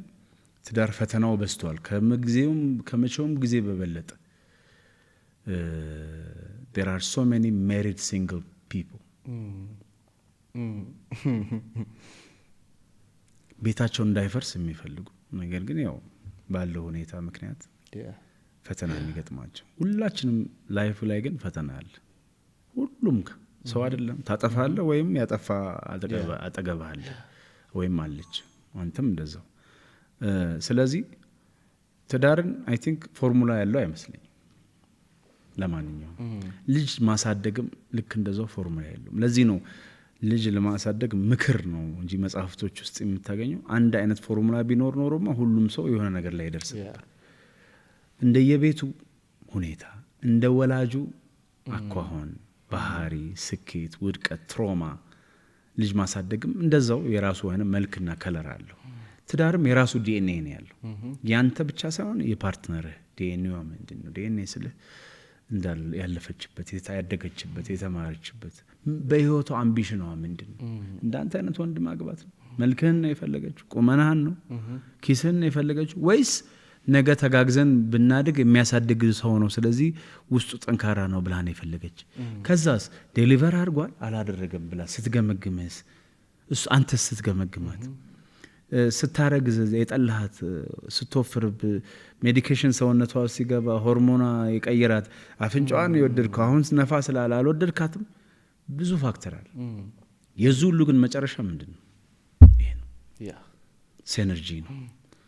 ጎዶሎ ሲኖርሽ መሙላት ያስፈልጋል። ሲኖረኝ እንድትሞይልኝ ይፈልጋለሁ። ልጆች ስናሳድግ ፈተና አለ። እንደ ጎረቤት ሳይሆን እንደኛ እንድንኖር ሲሳካልን ደስ እንደሚልሽ ሁሉ ስናጣም ደስ እንዲልሽ፣ ሲሳካልን ደስ ባይልሽም ኑሮን በዛ አይነት። ምክንያቱም እኔ ገጥሞኝ ስለሚያውቅ ነው። አንድ የሰማሁት ታሪክ ልጁ በጣም ተማሙቶ ተሯሩጦ ከድህነት ከክራይ ቤት ገዝቶ አስገባት ሚስትን። እሷም አብራት ሰርና ልጁ በጣም ብዙ ደረጃ ደረሰ። መጨረሻ ላይ አንድ ቀን ተጠራ። ምን ሆነሻል? ተቀይረሽብኛል፣ እኔም እኮ ላናግርሽ ነበር አለ። አይ ስፒድህ ደስ አላለኝም፣ በዚህ ከቀጠልክ ከእጄ ትወጣለህ ተባለ። ሞር ምን እየሆነ ነው? ፓወርፉል እየሆነ። ስለዚህ ይሄ ኮንቴን የማድረግ ፍላጎትም አለ። እንዳታመልጠኝ ከፍቅር ብቻ አይደለም። ይሄ ፖሴሽን አለ። የሰው ልጅ ፍላጎት ነው። ባይዘው ኮንትሮል ማድረግ የሰው ልጅ ፍላጎት። ኔቸርን ተቆጣጣርናት ምናምን አለ አይደለም። ዛሬ የስፔስ ቴክኖሎጂ ብዙ ቦታ ደርሶ ምንም እንደማናቅ። በዚህ አጋጣሚ በጣም የስፔስ ኢማጂኔሽን ብዙ ነው። ሌላ ጊዜ እንደ ቶፒክ እናወራዋልና በጣም ባፍል የሚያደርገኝ ነገር የስፔስ ሁኔታ ነው።